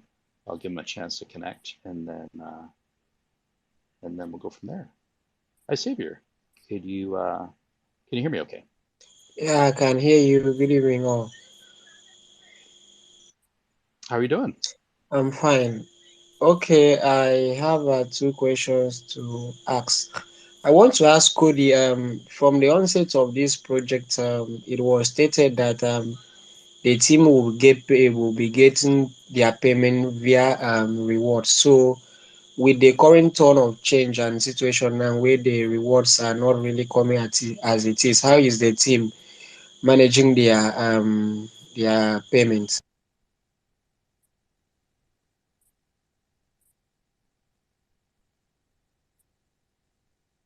I don't know, Cody, were you able to hear iSavior at all? Y'all hear me? There, Rocket, I can hear you. Yeah, sorry, I'm getting mauled by children as we speak. But yeah, so the funds that all essentially everyone that works for EverGrow gets paid from, all those funds come from rewards. Does So that it doesn't happen? mean it's like a real time, like as rewards come out, like there's banked up funds that we have. And to my knowledge, I think that's temporarily turned off right now, right? Sorry? I believe that's temporarily turned off right now, right? What the basically the rewards that go to the team, right? The wallet. I'm not sure. I thought I read it somewhere. I haven't thought about that in like 6 months. Yeah, I think when the tax got changed, I think it was 1% to Mhm. it was 4% to rewards and the 1% Oh, you're right. to marketing, I believe, right? Yeah, you're right. Yes. Does that answer your question, iSavior?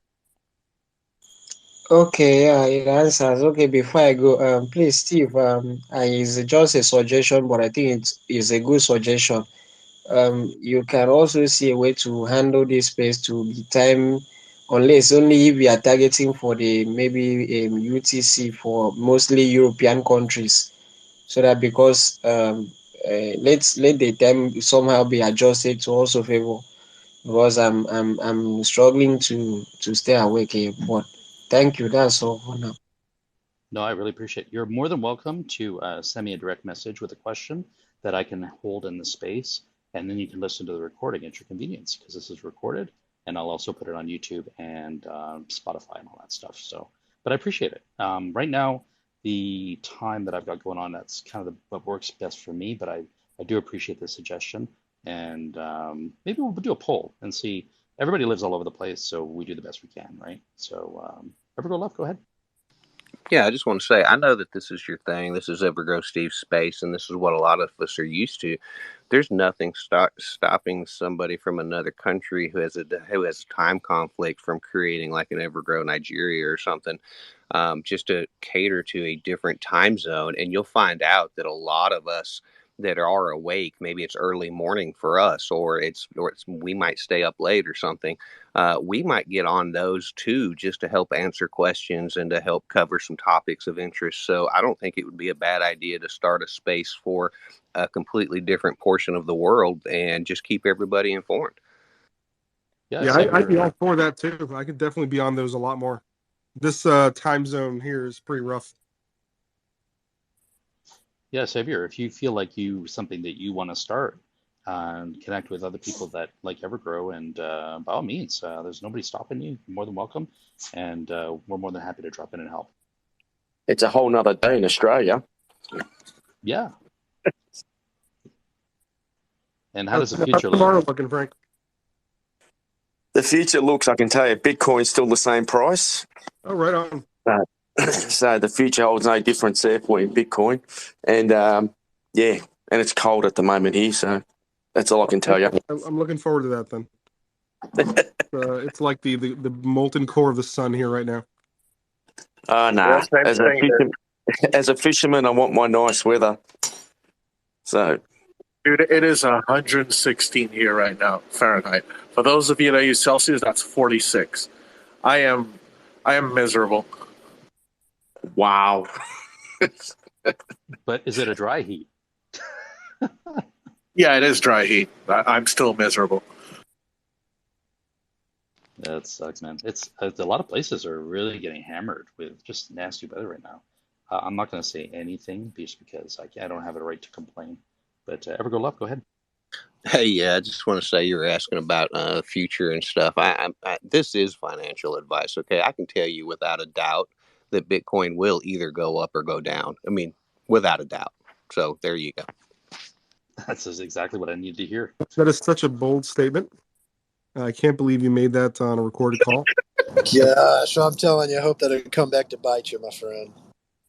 Yeah, that's somebody sniffed that. How could you? That's funny. I know we talked about XRP earlier, and it just goes to show you there's a lot of people with big money that are invested in shorting certain cryptos, right? And I think the shorts got really eaten alive by XRP, and I want to say it was like 3 billion. I can't remember what the number was, but when XRP went up, they lost their shirts. So, which basically forced this situation where that's why you saw such a massive pop. They literally had to close their position out and pay up.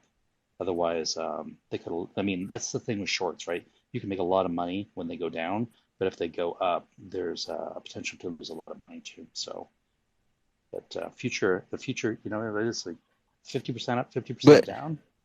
But you can long as well.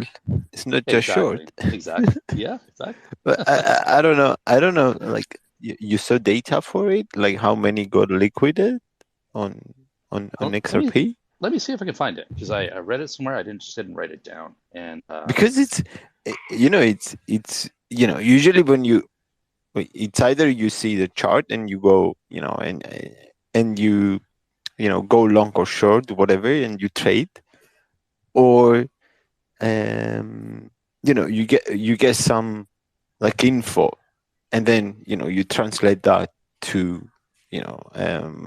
either long or short.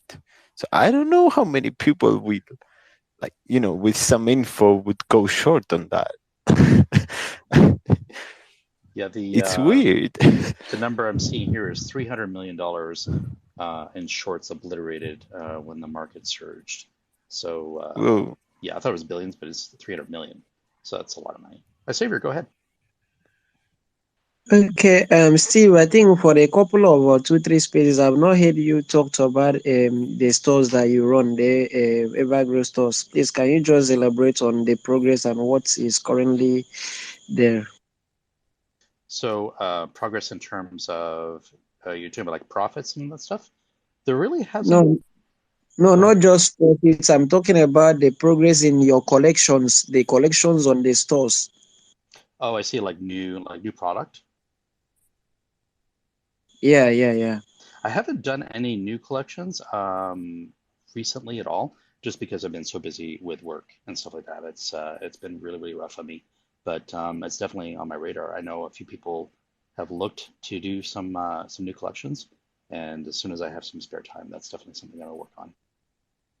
Can you also include the burger in the? It will also make it attractive. I think one of the community members started EverGrow something that they printed burger and EverGrow's sticker. If it can also be there as a collection, I don't know how you can, but I'm just seeing away since a lot of people said that with the reviews that I read under the comment section and how the burger was. So if it can also be part of the stores, I don't know. I'm just suggesting it might also be a good way of advertising it. I didn't understand what you said there. Like, can you repeat that? Yeah, I said there's one person, one community member that was actually doing something on Burger where he added EverGrow barcode where people can scan it. So I was saying actually if the stores can it have something like that, so that way people can order for Burger where you can also have it on the store that it will also make some exposure. Yeah, I'm not really too sure. Evergrow Love, go ahead. Yeah, I think he's talking about something similar to what I got a guy at work working on. We just got a new 3D printer in, and so I gave him the QR code for the EverGrow website. And I asked him, he's actually working on it. He's creating the QR code in black and white, and then he's overlaying on the top of it the EGC logo in like a coin design. And that's what I'm going to use to like just kind of, keep around, just flip around, and people ask questions. I can just flip it over and say, just scan the code.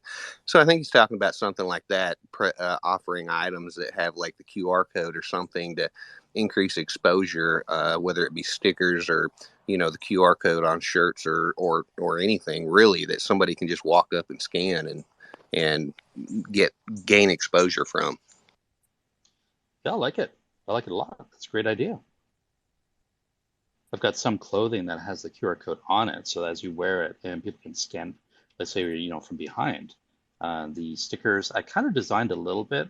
The problem is the stickers that are available directly through the Shopify store, they're actually a little bit expensive. There are other printers that I could use. The trouble that I'm running into here is that I'm kind of cheap. I don't want to spend the money that's been in the EverGrow store. Like there's, I think, roughly around 700. I don't want to use like $100 of that for these stickers.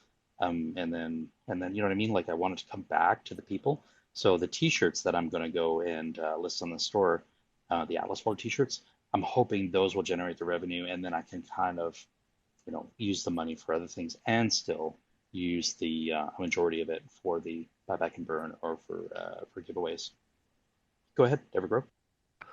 Yeah, I think personally, I would rather you put that out to the community and say, hey, there's this printer I'm looking at that I can print the stickers on. It cost $140. How does the community feel about me using some of the profits to buy the printer so that we can print these, get a reduced cost, and actually increase our profits in the long run? I think you're going to find a lot of people are going to support that. I, for one, would, because in the end, you'd make more profit after purchase. And I think that's just something that you should probably put out to the community and let them take a poll on it or something and see how they want to do it. As soon as this coin thing is designed, if he can do it the way I want, I'll put up screenshots and everything for you so you can see what I'm talking about. But I might have him make a few of them and maybe give some away with like some NFTs or something just to kind of help promote too. But it's just an idea, and I think the polls way is the way to go for you. I don't think the community is going to have a heartbreak with you spending a little bit of money to increase your capabilities for support for the community. Thank you. I appreciate you saying that. Yeah, I really appreciate that. Yeah, maybe we'll go that direction, and again, it's a matter of I give This job is just, it's kind of killing me a little bit. I give a lot of time to this job right now, and so finding time for other things. I'd love to have a printing operation where I can print shirts and stickers and all that stuff, and just do it all myself and keep the costs as low as possible, and then benefit the community the best. Just right now, that's just not in the cards. I sure love to do that though. Maybe in the future, as things kind of grow, and hopefully we kind of go into this more of a bear market and see more volume, where people are buying merchandise and things like that. I think it's a really good opportunity. I totally agree with you. I want to give a quick shout out to the people who've been listening. Of course, I see EverGrow Man is here. Thank you so much for being here, and thank you for everything you do for the EverGrow community. So appreciate it very much, and I'm glad you had a good vacation. Those pictures you uploaded on your Twitter profile is just amazing. It looks really beautiful out there. Violet, good to see you. Hope things are well with you and your project. And who else we got in here? Monty Bucks, good to see you too. EGC Mike, Brain Bros, I see you dropped a comment here just a minute ago. Let me go read it. Let's see what you said here. I think you must have DM'd me or something. But it's good to see you. Libyans, good to see you too. Miguel Crypto. And who else we got? Kenny and Scott Sturgis, good to see you. Gracians, thanks for being here. Father Mulcahy, I hope things are going well for you, and hopefully you guys get a space of your own soon. What else we got? Dreyfus, good to see you too. And hope you're playing Nickelback in the background. Let's see, Big B, good to see you. Danny Johnson and Jordovic, and who else we got here? A couple new people. Papados, good to see you, man. And Lotus Blue, pick a couple other names here. Hannah, good to see you. And what else? Pick one more. Let's see. Andy Trucks, good to see you. Does anybody have anything else they'd like to contribute to the space? Questions, by all means. Yes, I believe me. Go ahead, Christopher. We still have not analyzed who were the buyers this week for EverGrow and for Lucro. This is interesting because I would like to know where this people who, let's say, made a meeting and said, come on, let's get a price up, or where these people who were really interested? Where is this buyers? This is the interesting question for me. Who are they, and how much money are they spending? When we see the volume, yes, we can say yes, the people have invested. Yeah, it's as I said, yes, never it was going over 200,000 in a real way. Yep, we have to get this volume higher. Okay. However, who were these buyers? Why suddenly it was going up the price everywhere? I'm happy, but are they investors or are these people who wanted only to get a coin price up? So you can speculate that maybe they're speculative buyers, right? Because we don't have a utility release just yet, right? So we know Lucro is getting integrated into LunaSky V2. So maybe they're speculating on the potential for making a profit. It's hard to know, right? I think this volume, even though we saw some really big gains, the volume is really not that much. So that should give you pause to know that, hey, when we had an $40,000 day, which is nothing, we saw gains of, what was it, 10, 15, 20%, 25% on very little volume. That should tell you that Lucro can really take off. And I'm personally excited about it. EverGrow has a bit more of a challenge. We need more volume for EverGrow. But keep in mind, the Lucro, that tax, that 1% tax, 80% of that goes to buyback and burn of EverGrow. So it's not a loss. So any good volume in Lucro benefits EverGrow holders in terms of buyback and burn of EverGrow. EverGrow Steve, one further question. I know when Sam on the day has decreased the tax, he started this marketing campaign. I did not see any banners for a long time anymore. Is this still going on, or is it stopped till the release is coming? Cody or Rocket, if you want to speak to that. Yeah, I got you. Hey, Christopher, guten tag. Always a pleasure, my friend. Yeah, that was just phase one of the marketing, so it has stopped temporarily until we get ready to release. So keep in mind that the lowering of the tax was a strategic move at that time. It was, I think it was the right thing to do at that time. But a couple other things happened in the market too that kind of took the wind out of our sails a little bit. So And I think, I don't know if that at the time they thought maybe LunaSky was closer. Maybe I would be speculating. I really would be. I don't know for sure, but I did see some marketing, just kind of small marketing. But keep in mind, Sam said like what we were seeing was really nothing compared to what they planned. So yeah, I think I saw some on PooCoin or something like that, little banners or something. But that's not like the whole entirety of the plan, and that was pretty small scale. Does that help answer your question? Yes, it does. I was only curious. I said this with a text decrease because I wanted to let the people know when it began only. Yes. Good. And one further question. Yep. This has nothing to do with EverGrow. However, when the XRP verdict came from the courts, I would like to know why so many people on Facebook said this decision is good for us in EverGrow. Tell me why you say the XRP verdict is good for EverGrow or for Lucro. I don't see XRP like EverGrow. EverGrow is different as XRP. Why is this verdict so good for EverGrow? Explain me, please. Thank you. I'm going to open it up for somebody to decide how they want to answer that. By all means, if any of the speakers want to go ahead, CWP. I think it's fairly simple. Um, Not just for EverGrow and Lucro, but for all cryptocurrencies. This was a banner decision. Um, and a lot of people right now are asking why XRP is not up over $1. And I think it also should be. There is so much, and this goes back to some of our earlier discussion. There is right now so much global confusion about the future for legislation on cryptocurrency, fiat, what is going to happen. I recently read an article that the Fed wants to do away with fiat, with not fiat, but with cash, and also to destroy cryptocurrency. There's a big move within the United States to do that. This is positive for crypto for two reasons. One, because it's a slap in Gensler's face, well deserved. But it's not a carte blanche approval of cryptos, but it opens the door for a whole lot of positive legislation supporting crypto. The SEC. Go ahead, EverGrow. Yeah, I want to say on top of that, you can't just see it as an XRP win. You've got to see it as global. It's not just this country. Look at all the approvals that have been happening in other countries, in China and everybody else.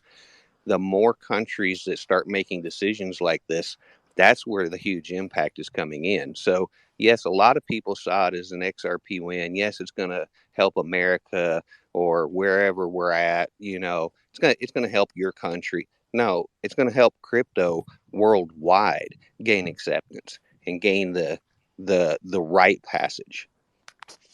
And the SEC has kind of said carte blanche that tokens are securities, right? And it's not like some are and some not. Their assertion is that all cryptos are securities, and that's like saying, at least in my business, that all mold is fungus, but not all fungus is mold. There's a difference, right? And this decision said to the SEC, no, you're wrong. XRP is not a security in this case. So if they're wrong about that, what else are they wrong about? That's really what it boils down to. And the SEC has looked at this saying we're the enforcement agency and we're going to decide what is a security rather than letting the industry evolve and self-determine what it is. Some could be potentially commodities, some potentially could be securities. They're treated very differently. And rather than work with the community, with crypto projects, they'd rather lead and tell you what you are. And that's why people are this resounding, no, you're wrong about this. Right. And, Steve, let's face it here. If it was up to the SEC, everything would be a security, right? My hair would be a security. The pictures of your family you have in your box would be securities. Everything would be a security. Of course they would. So already with the SEC situation, they've lost a lot of credibility. The disaster that they've plunged, specifically the United States, this country, into such a confusion in the crypto space. Suing SRP, losing. Suing Binance, which I hope to God they'll lose that as well. So this happening and them losing at least a bigger part of that lawsuit just cements what us and the rest of the world have been saying, and it was somewhat expected that this would happen. I think that's actually the number one reason why XRP hasn't risen more in price, is because this was expected. We've seen the absolute crap show that the SEC has been over the last couple of years. We've seen the problems with the chairman, the head of the SEC, Gary Gensler. So it just confirms everything. It was expected. It confirms everything, and it shows that this is not the way forward. And something else needs to be done, and we need to look at other ways to go forward, other than classifying everything as securities. So I think that's very important. So when you ask the question, how is this beneficial to EverGrow in particular? That's not a very good question in itself. I mean, is EverGrow's price going to explode over that? No, it's way too unrelated to have an effect like that. However, like CWP said himself, for the whole of crypto and for the future and moving forward, this is massive. This is monumental and a huge win for crypto in my eyes. I think so too, and I think the fact that like in Europe with the with MiCA, you see regulatory clarity, right? They've come out and they've actually named. Okay, they're saying if you're in DeFi, you have your DeFi tokens are not subject to those rules. That's clear cut. All we're asking is for the same thing in the US with the SEC. Exactly. And they're not able to do that because they say one thing one time and then they change their mind and they change. Yes, exactly. That's the whole problem. That's the whole problem. And you could forgive, again, I've said this before, but you could forgive the SEC, if crypto came out yesterday, right? But that's not the case. You see across the pond, and you see in Europe and in other countries, regulations that not only do work, but are clear cut. They're just black on white, very clear. And they're flourishing over there. My own country is one of those. And so they have it laid out for them. The SEC has how to do this laid out for them, and they still don't do it. And they still don't follow. So that's what the problem is. Or at least they fail to compromise. Absolutely. I see Marius has to drop out. Thank you, Marius, for joining us today. Hope you have a good night. Appreciate it. All right, thanks. Yeah, so I hope that helps answer your question. CWP, jump in. There's another issue with Gensler and the SEC that we haven't been discussing. He has turned that into a police show to enforce laws that do not even exist. He was supposed to be guiding. That's the purpose of the SEC. Not to be writing laws. That's Congress's job. So he has been doing something that to me borders on a felony because he doesn't have the authority to go out and arrest people or charge them with crimes when there's no criminal statute involved. Absolutely. You made an excellent point, and that is Congress makes the laws, the SEC will enforce those laws. He's doing it the other way around, enforcing laws that aren't clear cut. So that's why I think people are getting so upset because, and then you have of course, is Bitcoin a security? Just answer the question. It's a simple question. Yes or no. You can't tell me that's you the don't thing, know. Steve, he has answered that question. Multiple times, Gary Gensler over the years has said that Bitcoin is the only crypto that's not a security. Out of his mouth, several times over. He said Bitcoin's not a security. Why is Bitcoin the only one that's not a security? Why is everything else a security? I mean, it makes me think that he holds a ton of Bitcoin, but I'm just saying. So it's a mess. Yeah, it really is. And clarity is exactly what this market needs right now in order to really kind of revive and flourish and again be self-determining. If you need clear rules of the road, I totally agree with that. There's a lot of bad actors out there in crypto that are doing things that they shouldn't be doing.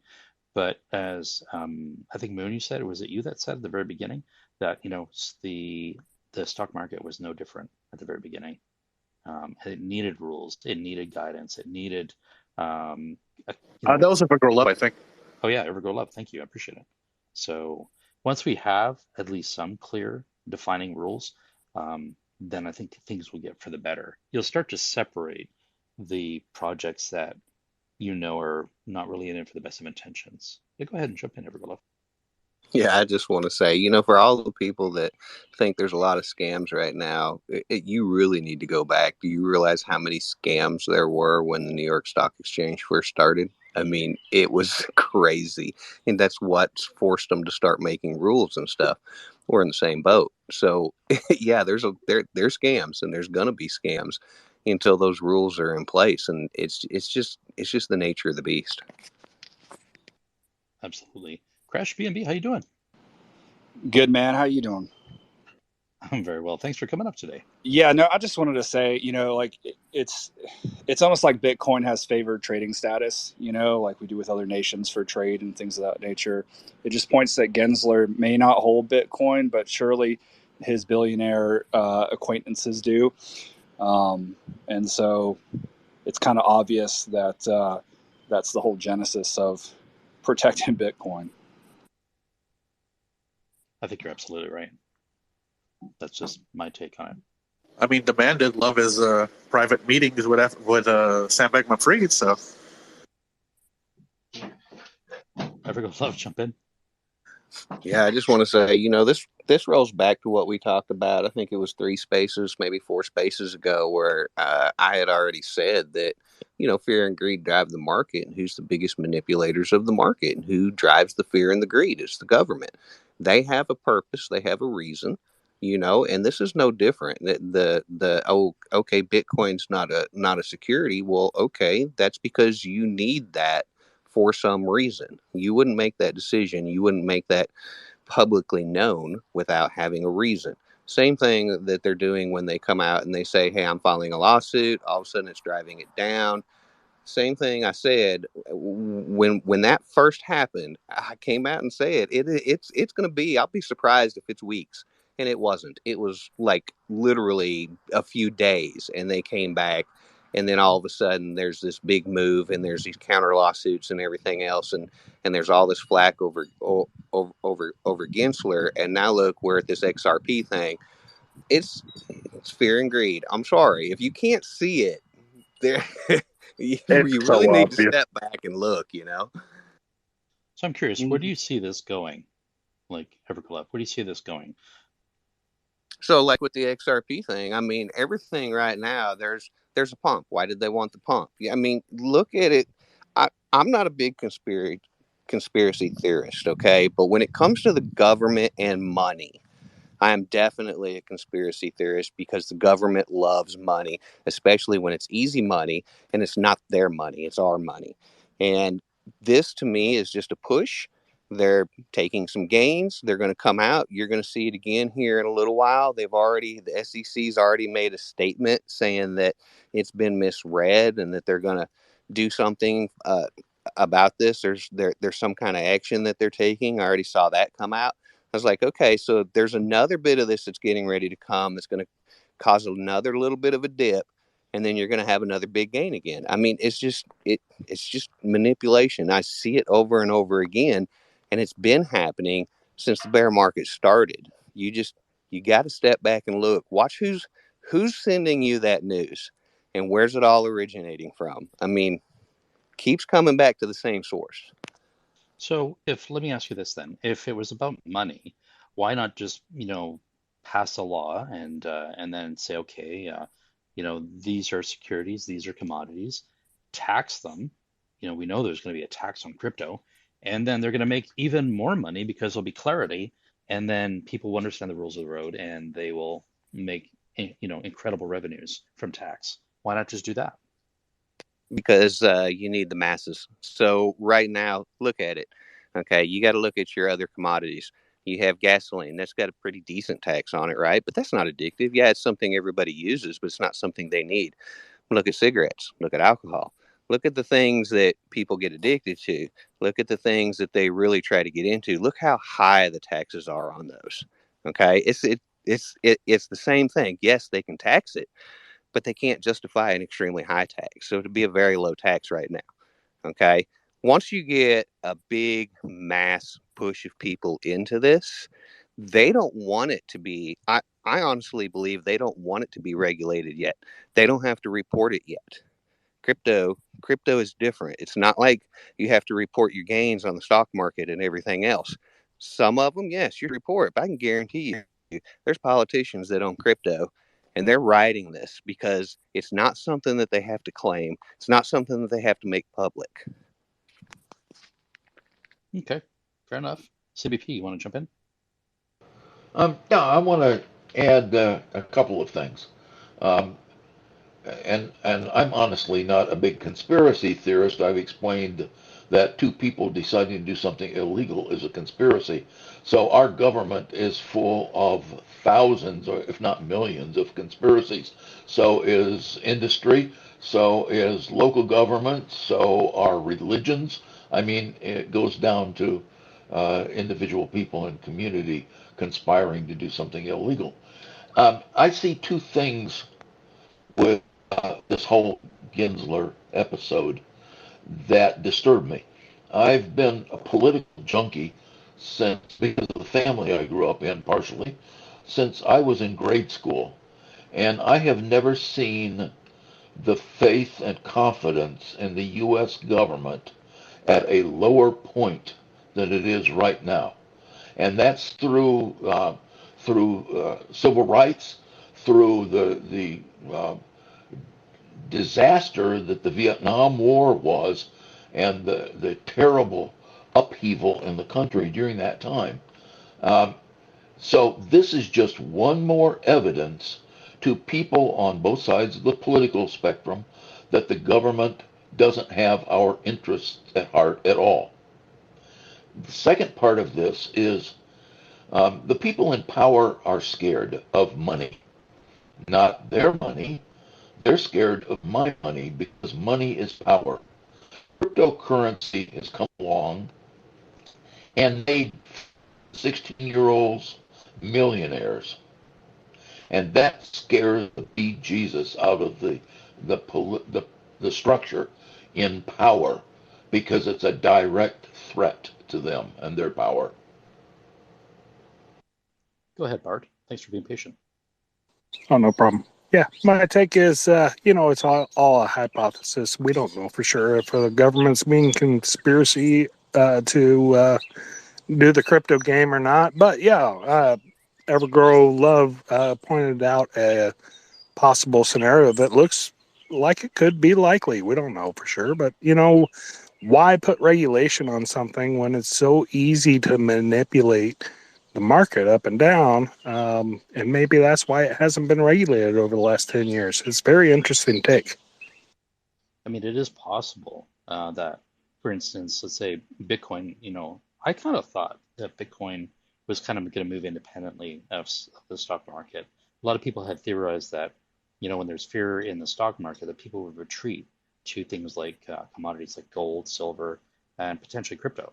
But it's it's almost the same. And that's, I think, I don't know why that is exactly, why, but probably there is to degree some manipulation too, right? Because, if you're in a position where you can define the price of things and ahead of time how it's going to roll, then, yes, you can absolutely manipulate the price. Is it a conspiracy? I would definitely say there are some coordination that goes on behind the scenes. But everybody has their own, I guess, agenda, for good or for bad. So, yeah, interesting. EverGrow, go ahead.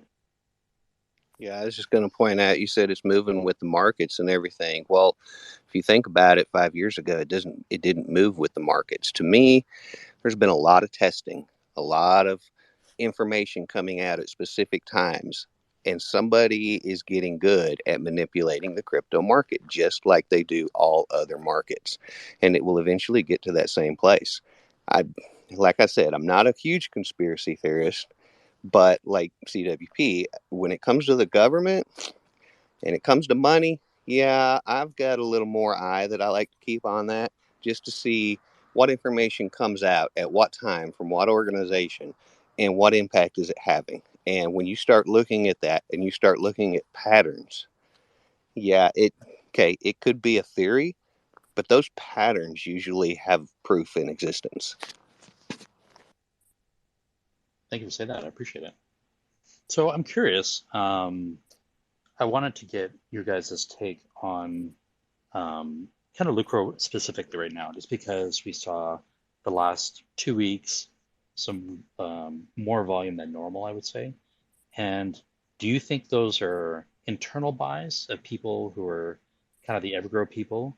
Do you think it's speculative investors, a little bit of both, or do you think it's new people coming in and they're starting to see the potential of what Lucro and EverGrow have? EverGrow Love, go ahead. Yeah, I think you had some people that were actually getting out, some new people getting in. But if you look at, go look at your amount of holders, that kind of tells you, how many wallets you have. If your wallets are increasing, you can usually tell you're getting new buyers in. If your wallets are decreasing, you're getting less buyers. If your wallets are staying the same, but the price is going up, chances are it's people that already hold. So from what I've seen, we've had a lot of internal buys, but we have been gaining some buyers, albeit at a slow rate. We have been gaining buyers. So that's a good sign. You also got to think that one of the reasons the pump, we've had the news, and then we've had a lot of information coming out, little leaks or little hints at this and little hints at that, that we're getting extremely close to utilities. That's what people have been waiting for. And as soon as we get closer and closer, you're going to start seeing a lot more activity, in my opinion. Is there a way to track substantial movements in amount of holders, other than just manually going and looking, say, how many holders I have today, and then check 2 weeks later and check, or a day later or whatever? Is there actually a website where you can actually punch in a contract and it will alert you of how many holders there are, and you can kind of sort of see maybe like if I see, let's say, okay, you're getting 2% increase in holders, and then 1 week, you're getting like 5 or 10%. You're like, oh, wait a second. And kind of like what EverGrow kind of blew up. You went from no wallets to, like thousands in a very short period of time. Go ahead. Yeah, I want to say I believe that there is a place. I'm not sure of the site exactly. I'll look it up and see if I can send it to you. But for just personally, I just usually check the BSC scan, and I just check it daily just to see, okay, we've gone up. Did we lose? Did we gain holders? We've gone down. Did we lose holders? I like to keep track of that just personally, just because I like to see, the impact we have. Is it spreading? Are we gaining holders? Are we gaining people? Are we gaining recognition? Or is this people building bigger bags and just wanting, to be better, in a better position? A lot of it's been in a better position, and people have been buying to increase their personal bags. But like I said, we have had increases. Now, if we've had a 10% increase in price or volume or something, does it equal to a 10% increase in wallets? Not necessarily, no. Okay, I appreciate it. I just looked at Lucro and it was 3,368, 3,368, and EverGrow has 137,545. So I will try to keep track of that. Maybe I'll give regular updates when we do these spaces. Maybe I'll do it like once a month or something like that. Try to keep an eye on it and keep you guys informed. Did you guys have anything else you guys want to bring up? Yes, if I may. We've been talking a lot about conspiracies and speculating on things that appear to be what we're seeing, but we don't know for sure because we're not on the inside. But I wonder how many of you people out there remember the billionaire Hunt brothers in Texas who decided that they were going to corner the market on silver. And they did. And silver, if you go back and look at the price of silver, it soared to over $50 an ounce. And the U.S. government said, you can't do that, and decided to prosecute the hell out of them because of all of the companies, the big players who got hurt by their market manipulation. And right now in crypto, market manipulation is not illegal, nor is it really illegal in any other field until you get caught or until you are really too good at it and hurt the people with money. See, I think that's why I get really kind of stoked about EverGrow is because I know Sam is big on transparency, and I hope that as we grow and we have utilities come out and we start to mature as a business, that we start to see even more examples of clarity within the space, and we could be the example and the leader in terms of transparency. How much profit do we make? Whatever it doesn't. We don't have to give up everything, but demonstrate transparency, demonstrate that you are doing the shareholders right, sort of like fiduciaries do, right? They have a responsibility for the client to take care of the client, not to make themselves rich.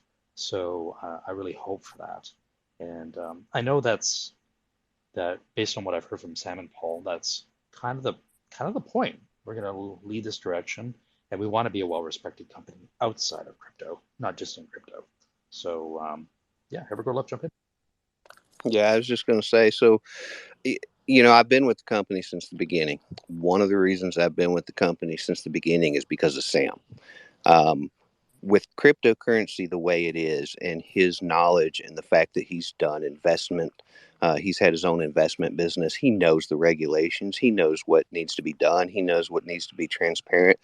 He's, to me, he's the best qualified to make those decisions, knowing what's coming and knowing how to plan for it. And that's why this project has my trust, is mostly because of him. Yeah, I completely agree. Yeah, I think it's, the project can make money and make profits and all that's all well and fine, but really I'm more interested in who are the leadership. What do they stand for, right? Of course it's one of those things where everybody wants to make profit, right? But at what expense? What are you willing to say, hey, as long as I'm doing okay, it doesn't really matter what they do, even if it's illegal, right? Whereas, I know that I feel Sam's a pretty ethical person. The team is, they're ethical people. They work damn hard for you, the investor.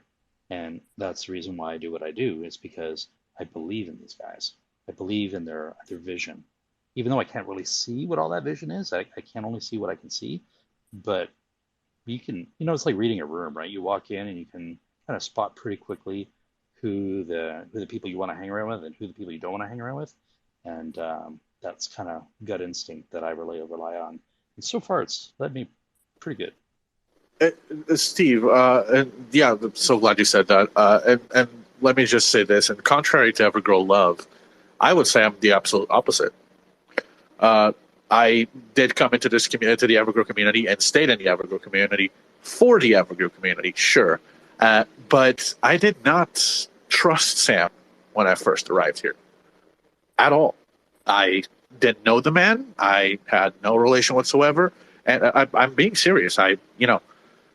There was, not that I was distrustful, but there was also no trust there. So I literally didn't care.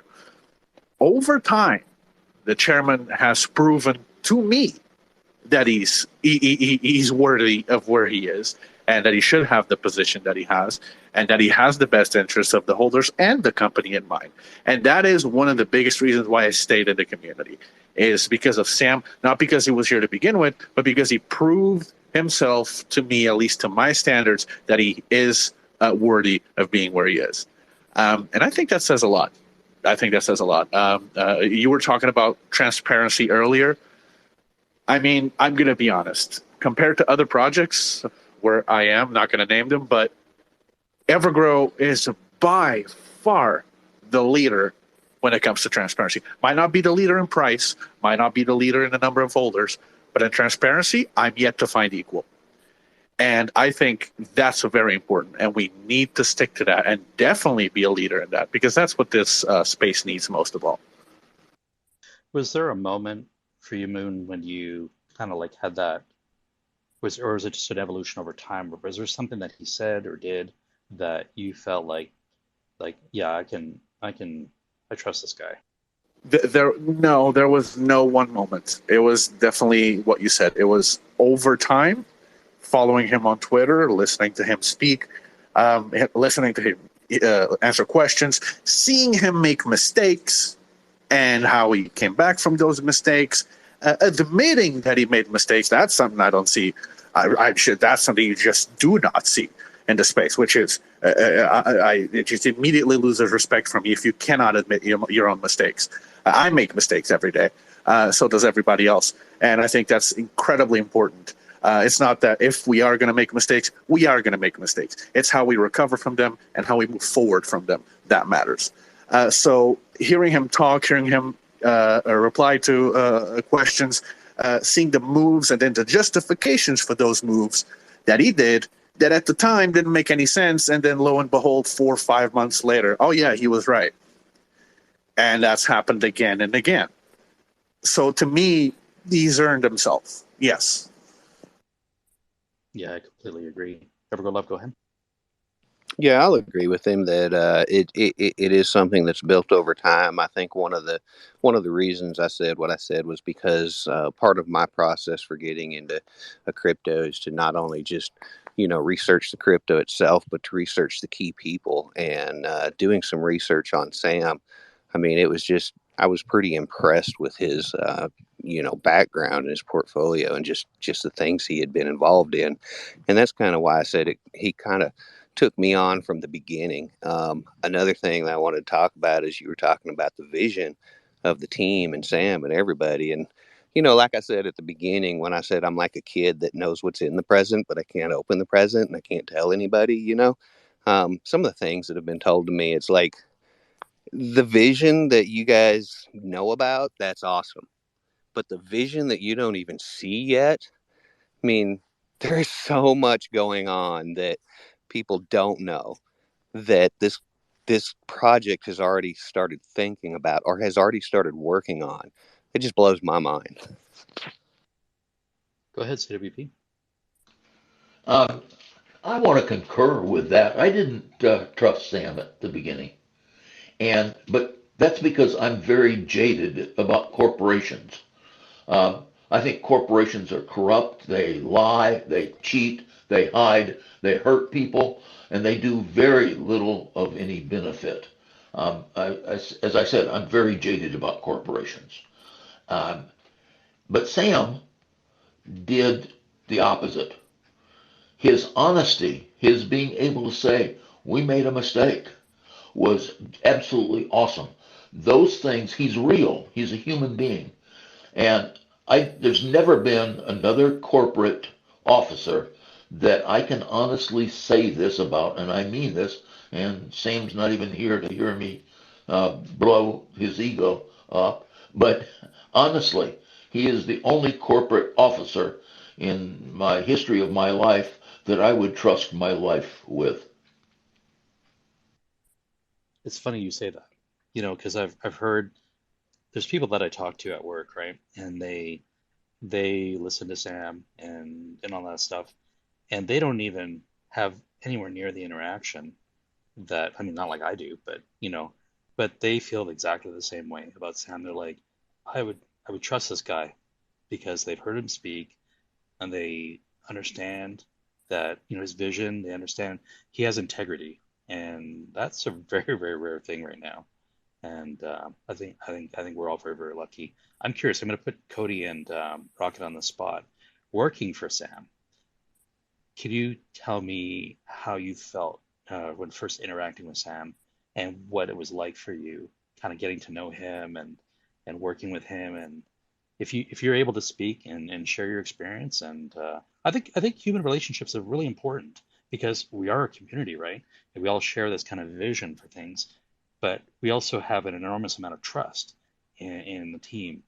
I mean, we've all been really, really patient, and I think for the most part, I'm going to say it again. I mean, this is like the best community I've ever been part of, and so I'm curious, would you guys be willing to speak on like your thoughts on kind of working with Sam and kind of how it started and and the evolution of it all. They're like, you first. No, you first. No, you first. They're in hiding.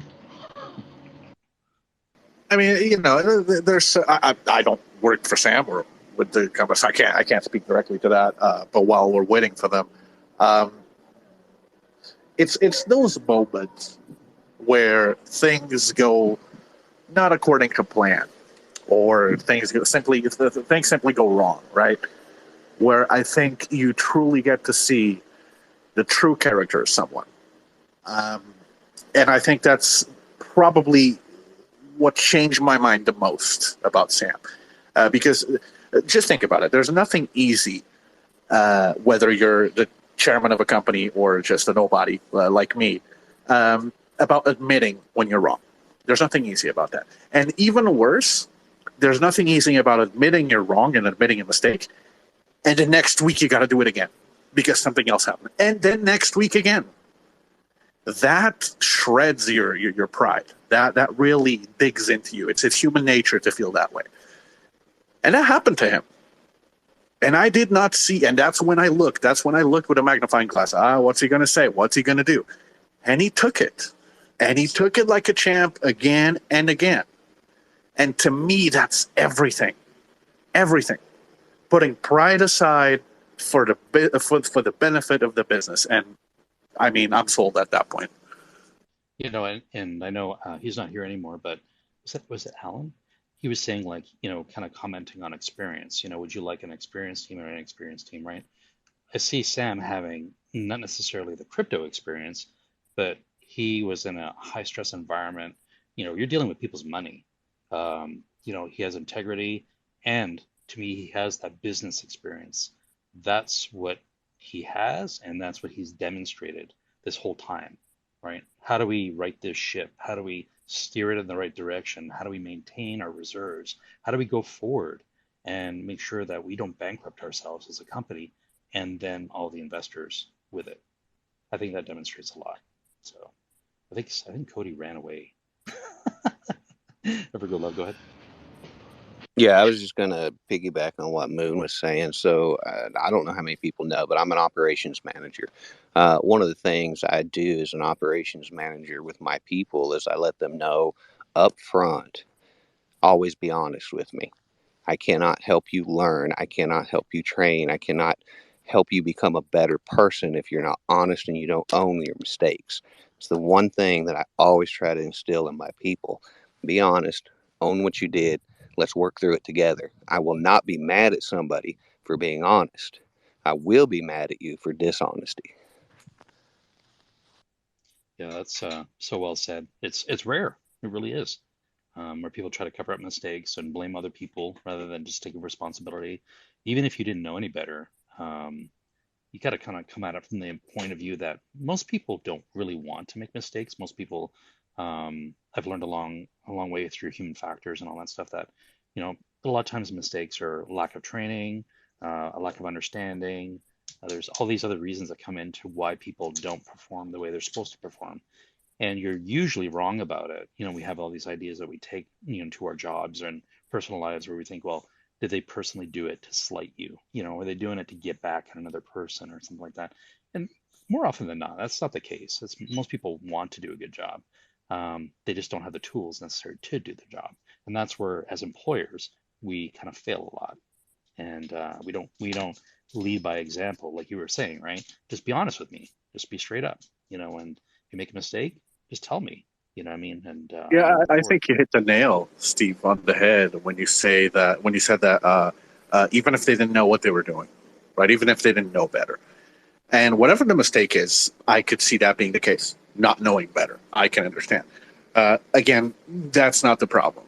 The problem is it's the principle, right? It's the fact that you tried to hide something that eventually becomes a problem and ultimately will hurt. Even if it doesn't hurt now, it will hurt the project or the business or whatever you're doing later on. So coming out clean from the beginning and shoving that pride aside is everything. And I think that's what leadership needs. So I think you're right when you say that. appreciate it. Go ahead, EverGrow Love. I know Cody's trying to join back Yeah, in. He's having a lot of trouble with his connection right now. So yeah, that's forgive just him because for he not doesn't jumping want in. to. That's just because he doesn't want to talk about Sam. I mean, we all understand why he dropped out. He can't play that off.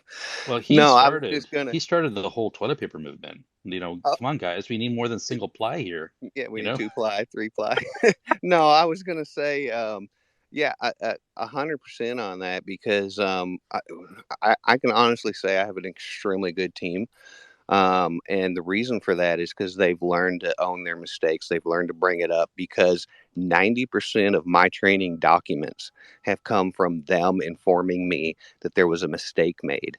And the mistake that they made is not covered in the training documents. So 90% of what I have is from the people. And I can't do that if they're not honest. And they know that. And it's developed one heck of a team and a lot of trust between them and us.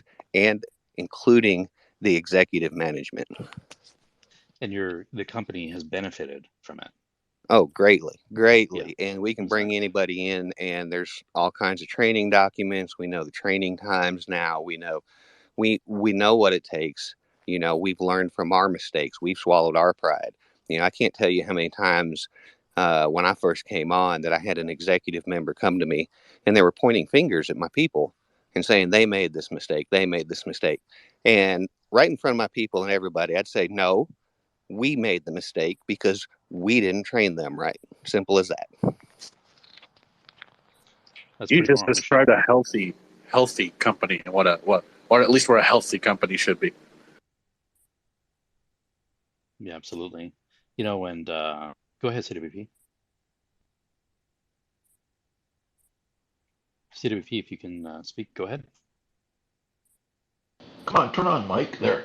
Um, it's an interesting discussion to me because I have a love-hate relationship with making mistakes.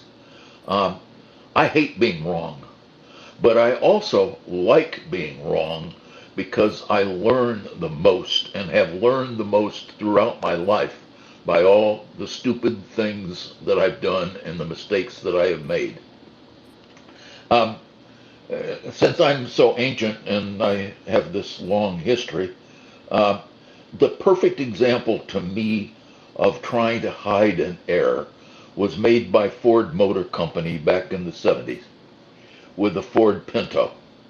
And one of my friends was burned over 60% of his body because of lies that Ford Motor Company executives did. Um, the Pinto had an exploding gas tank when it was rear-ended. And I mean exploded. It just showered gasoline all over the occupants of the car and everybody around it. The engineers knew this, and they went to the executives and said, we need to fix this problem. It will cost us about $150 per vehicle to fix the gas tanks. And the executives at Ford Motor Company said, we don't have to spend that much money. It'll cost us less to go through litigation for the people that we harm. That's the arrogance of corporations. And this is exactly the opposite of what I see in EverGrow and Sam. And, there are a lot of people on the outside that I hear talking about the cult of EverGrow. I think the things that have been said here, obviously, our faith in the company and in Sam is fully logically justified and has nothing to do with cult mentality. And I needed to say that too. Thanks. Very, very well said. Thank you. I appreciate that. Cody, you're back with us. You probably did. I am. I'm sorry about that. I am traveling and Don't there are worry some about it. dead zones. I heard the first part of the question, something about putting me and Rocket on the spot, working with Sam. Yeah, what's the question? Happy to answer. I was going to ask you where Sam, when he goes to work on the contract, where it is exactly. Because no, I'm just kidding.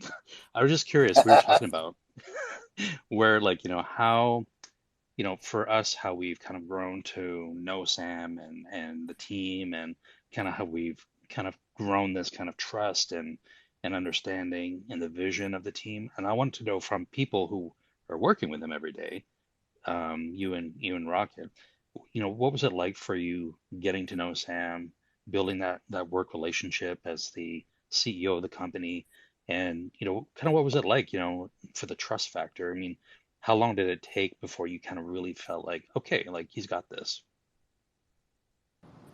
Yeah, those are great questions. It's been great. It did not take very long. I'm trying to think back about it all, because it's, gosh, in hindsight, it feels like the blink of an eye now. But really, it's 18 months we're talking about. I came in the very beginning, the first week of EverGrow, became a moderator. Back then, they called them like educators, I think, in Discord, and then went from there. My first interactions with Sam were obviously pretty shortly after that, and they were always good. Sam has a very particular management style, as most people do, right? Um, Sam's easy to work with, yeah. So it's great. He essentially lets us run what we need to run, oversees everybody's projects they're working on. Sam has a very meticulous eye for detail too. He's like a hawk. So he has a really, really meticulous and methodical eye for detail, which is great because sometimes when what's the old saying? Paul says this sometimes. Or see the trees, you know what I mean? Sometimes when you're down thick working all the time, it's so great that perspectives. And Sam, obviously watching overhead, coming in and reviewing specific aspects of where we are, on certain projects, etc., has been really good because he is so methodical. So, yeah, the working relationship has obviously evolved too over time, which has been great. The more you get to know the boss, the more they get to know you, the better you work together. So, yeah, every day is really interesting because just thinking back about kind of those first moments, communicating to now, that professional and personal relationship has developed quite a lot and blossomed quite a lot too over that, year and a half. And I'm sure it's not just from Sam, but I get the sense that the work ethic from Sam is pretty extraordinary, and it seems like you guys behind the scenes carry that work ethic forward. And I'm sure he didn't just impart this on you, you already had it. But I imagine his leadership style kind of engenders that work ethic. That's the feeling I get. Yeah, you're right on the money with that, I would say. Absolutely. I mean, everybody knows he's a workaholic, and everybody's so committed and dedicated to it, that it's just what we do. We have our personal lives, we have our personal responsibilities, we have our professional responsibilities. Some of those things are part of our personal life, and some of those things obviously have to do with our professional responsibilities here with EverGrow. So, yeah, I mean, the guy's a workaholic. He won't stop. He won't give up, he, I think, has proven that. I think he's also proven that he's absolutely willing to learn from mistakes and accept ownership and accountability, along the way, which is great. Yeah, I heard a while ago he had hurt his was it surgery or something that he had, and his doctor told him that you need to take it easy. And within a couple of days, he was right back at it. And he kind of paid the price a little bit because you need time to heal, but he just couldn't help himself. So that kind of says something right there. So yeah, absolutely. I was kind of half expecting like Cody to be like, "Oh yeah, when I first met Sam, we were having a fist fight, and I won."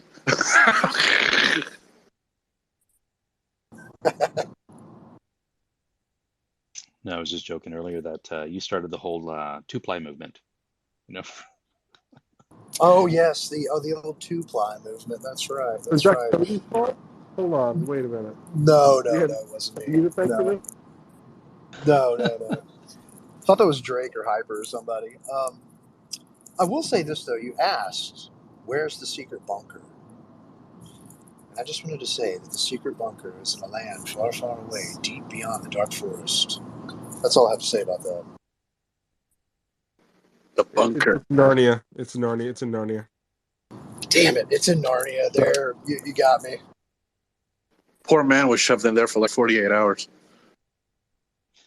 How about you, Rocket? What was it like? Can you speak to it? It's weird because it's been so long now. I don't really remember. like what that transitional period was from. Yeah, I don't even know. It's all kind of a blur, to be honest with you. In Yeah, terms of that's like, kind of what I was having the same thought. Like, it's hard gosh, you to. know, It's tough. I don't know at what point really. Yeah, I don't know. Obviously, once I came onto the team more officially, like we definitely worked together a lot more closely. But yeah, it's hard to say. But what I Um, will tell you is that he he has remarkably high standards that he holds himself and everyone else to. yeah. do you I was gonna say like when you tell your, let's say, friends or family or whatever about Sam, like do you ever speak like, like, this guy is like, you know, do you kind of how do you regard him? Like, I'm not saying like, oh my God, the Sam, and the glowing and the halo and all that stuff, but when you talk about Sam, I mean, how do you kind of hold him in your mind? Is it kind of like this, "Man, this is a really smart guy," or is it like, man, if this guy's really driven, or and how do you feel? It's not an easy question to answer, but I'm just curious. It's not an easy question. I don't really even talk to anyone about anything. I mean, you guys are my friends, so that's pretty much it. How But about you, Cody? yeah, That's such a good point. All our friends are right. online now, right? Yeah, like who am I talking to? Who else am I talking to? The mailman if I catch him before he drives off? I don't know. Yeah, Steve, to your question there, like I would say all the above what you said. I mean, obviously, like if I'm telling somebody new about the project and the leadership, Sam, I'm obviously going to talk about um, how intelligent he is, how experienced he is in the financial market, how driven he is. To Rocket's point, which is And 100% really, fact. have to show him a video. That's it. Show him a video. Like Yep. that is the guy. That guy you see in the video, that's Sam. Yeah, 100%. I think And also, for I mean, at the end, and I'm sorry to cut you off there. He's a human being too, y'all. Like he's a hard worker, and you can tell he's been that way his whole life. He's that kind of guy. He just works. He's a worker. He works. He pushes forward. He looks for solutions. And I think those are all really good things. And I think a lot of that too is what makes him so good in this space. We've seen a lot of CEOs, a lot of chairmen, and a lot of folks from all kinds of walks of life professionally, right? And I think that's why he does so well over here, because he just really understands, a lot of aspects with running a company that I think a lot of crypto leadership just hasn't had the experience doing, because again, it's so new. You can just walk in over here off the street and be a CEO of a crypto project, basically, right? Oh yeah, that's almost the norm. Yeah. See, let me piggyback on that what you said, Cody, real quick. It's all true what you guys are saying, evidently. But to be honest, when I first came in, you could have told me that about Sam 1,000 times over, and I would be like, "Yeah, right, okay, yeah, that's cute." So you see what I mean? It's the fact that he has proven this, what you guys are saying, himself, time and time again, that has brought me in. It's not somebody telling me who he is. It's him coming and showing me who he is. And I would assume that this is the case for even most holders. Getting the chance to see that for themselves is really all that matters. In the military, there was a saying about some officers demand respect and others command respect. And Sam is a person that commands respect. That's a great point. I agree with that. for me, it's interesting because I don't really had like I mean, other than in the spaces where I ask questions and he answers and all that stuff, but I've never had a personal conversation with Sam. But anytime I've interacted with him, he's never made me feel inferior. I mean, here's this guy, he's a successful businessman, he's running a big crypto project, but he treats me like an equal. And I think that, to me, that says everything right there. So that's just kind of, what I noticed. Yeah. Yeah, you're right on the money with that. I agree. I could not 100%. agree more. Yeah, he's the same way he is, in person as it is when you see him. Like he's that's just him. It's not. He doesn't change into a new character or anything. It's that's just how he is. And it's funny how rare that is because, I see other projects and they've got this persona that they've polished and, they try to be, this thing that they think that they should be. And you think that everybody would see right through it. Mostly themselves, but it's quite rare. So that's why I think it's kind of a special thing. And I'm really glad that, yeah, I'm in this with you guys. One thing I was going to ask you, Rock, or not really ask you, but you've been a machine on Threads, and I know hopefully this space doesn't end after saying that word. Okay. Sure. Yeah, no kidding. Yeah. Tell me a little bit about your adventures of conquering the world through Threads. Oh boy. I don't know where to start. I guess the quick rundown of my experiences. I kind of started a meme, kind of started a cult, and we have a lot of friends over there waiting for LunaSky. That's that's kind of the best way I can put it. Rocket, you are a meme machine, man. Yeah, you haven't been watching me on Threads, have you? It's insane. It's madness. It's funny, I've never been over there, but my wife tells me it's a very, very different feel. It's a lot more low Fast paced. key. Fast paced. Yeah, go ahead, tell me about it. Oh, it's very fast paced. The engagement is so much better. I mean, I prefer it to Twitter in most ways, personally. It's a completely different audience, so you're reaching new people. You have this all the folks from Instagram that aren't even in crypto. You have artists, videographers, all these creatives, and then you have all the Web3 folks, all sort of mishmashed together, and sort of kind of figuring out how to play nice. It's fantastic. I love it.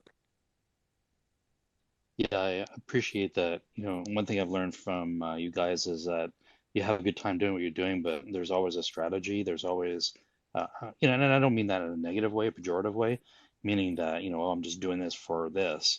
But, it's just like EverGrow. You're building a movement, right? You're building this kind of, it's a philosophy, it's a business, but it's also a vision, right? And people gather around that. And so I think the strategy is to spread the word and share with people and let them decide for themselves whether they want to be part of that. And so I really, really appreciate your efforts on going over there and kind of planting a seed. And I really, really hope it works out. And I don't know if that's gonna kind of be the future. I don't I know. don't I think know. they have, yeah, It could be. It very well. I mean, there's entire. It's possible. Just the way the algorithm works there, the type of people that are gathered there. I mean, who was it that I met with? Um, Jeez, you can actually interact with people that would never talk to you on Twitter. Like they'll engage with you. It's wild. Like the number of high profile people that I never would be able to connect with on Twitter that now on Threads, just because the pool is smaller and I've managed to, get a little bit of a we'll call it clout there. Yeah, it's wild. I love it. I mean, I downloaded it. I haven't really been using it, but I downloaded it. Yeah, I created an account. Well, if you want to have some fun, yeah, follow me. Is it still? What is your name there? Exactly the same. Everything's the same. Oh, okay. you've amassed a pretty crazy following out here too. It's nuts. Yeah, it's pretty nuts. How about you, Cody? Have you gone to the dark side at all? I have Actually, you'd invented the dark side. That's a silly question, my friend. No, I'm just kidding. Yes, I am on Threads. Yeah. You invented the dark side. Like what is that? We're talking about Sith. Yeah, I'm up there. I've been there not too long ago. It is interesting. Do you foresee a presence for EGC LunaSky over there?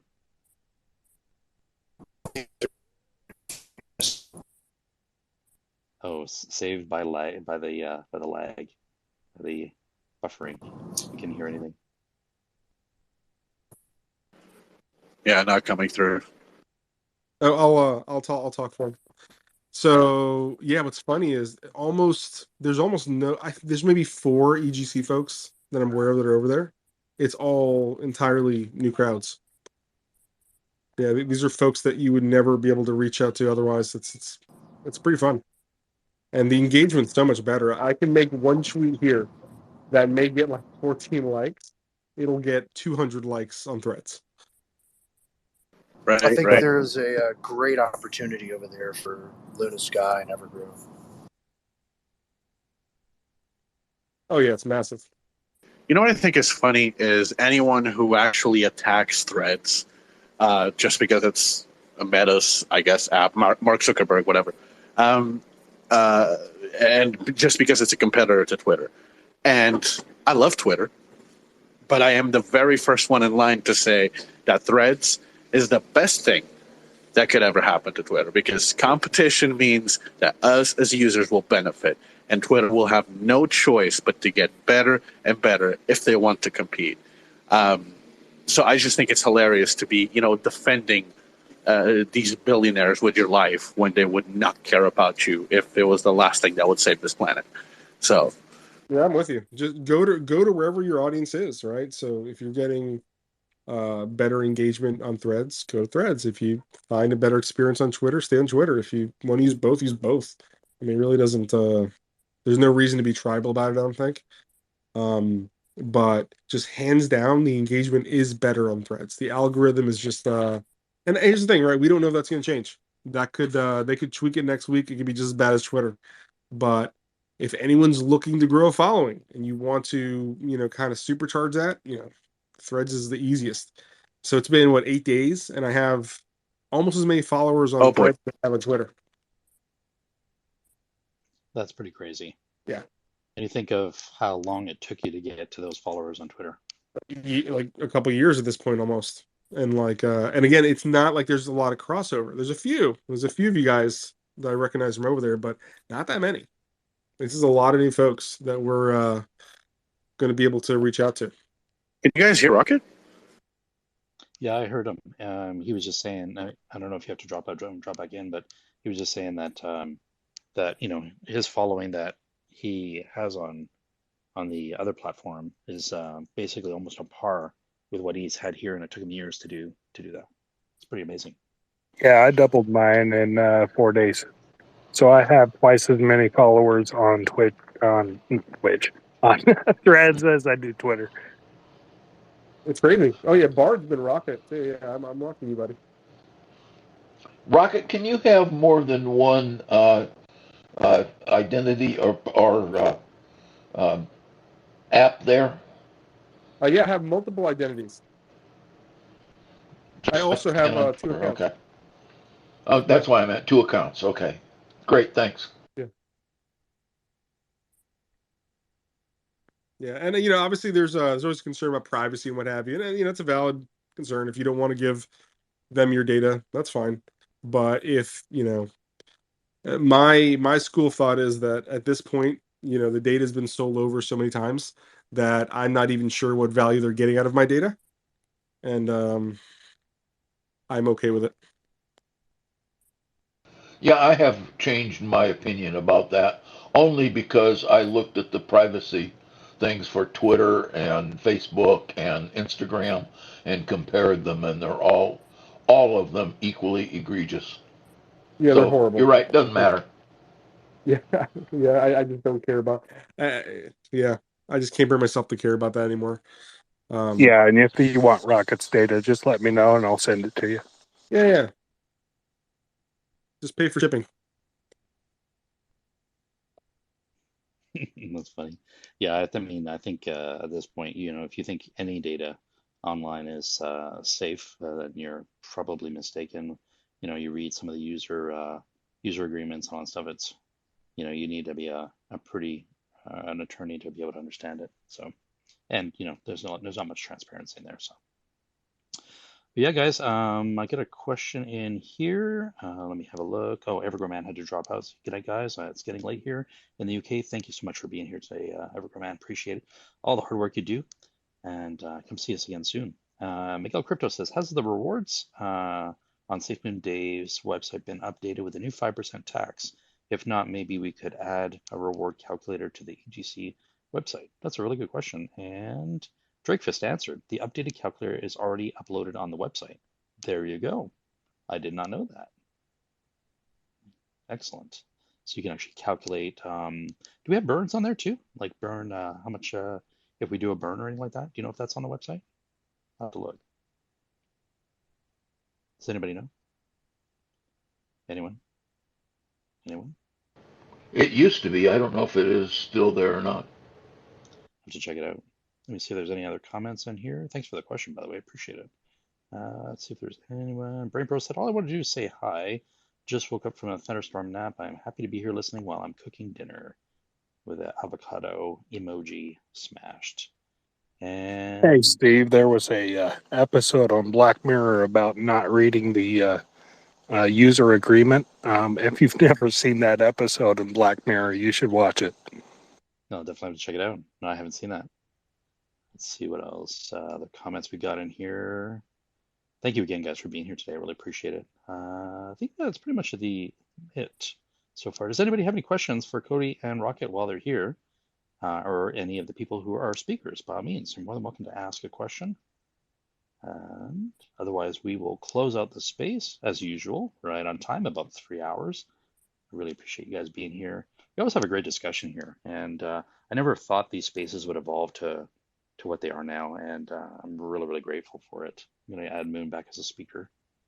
So thank you guys for being here, as always. Hopefully you got some value out of it and kind of maybe answered some questions for you. Moon, you're back with us. Yeah, sorry guys, I have no idea what happened. Just start hearing weird noises. Yeah, no worries. Yeah, I'm going to go ahead and if anybody doesn't have any questions, we'll go ahead and close out the space for this week. I want to thank you guys for being here, as always, supporting EverGrow and the team, and hopefully progress. Here we are in July. Progress will continue to be made, and we will see. I guess if we see LunaSky Beta go dark, that might be a really good indication. What do you think, Cody? If we can't load up EverGrow or LunaSky website, would that be the clue that we need? That is, beta is turned off. Just dropped out again. The clock starts ticking.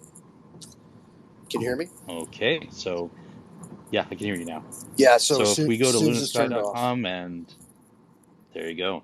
Yes, so I'm hoping clock starts ticking once it's turned off. There you go.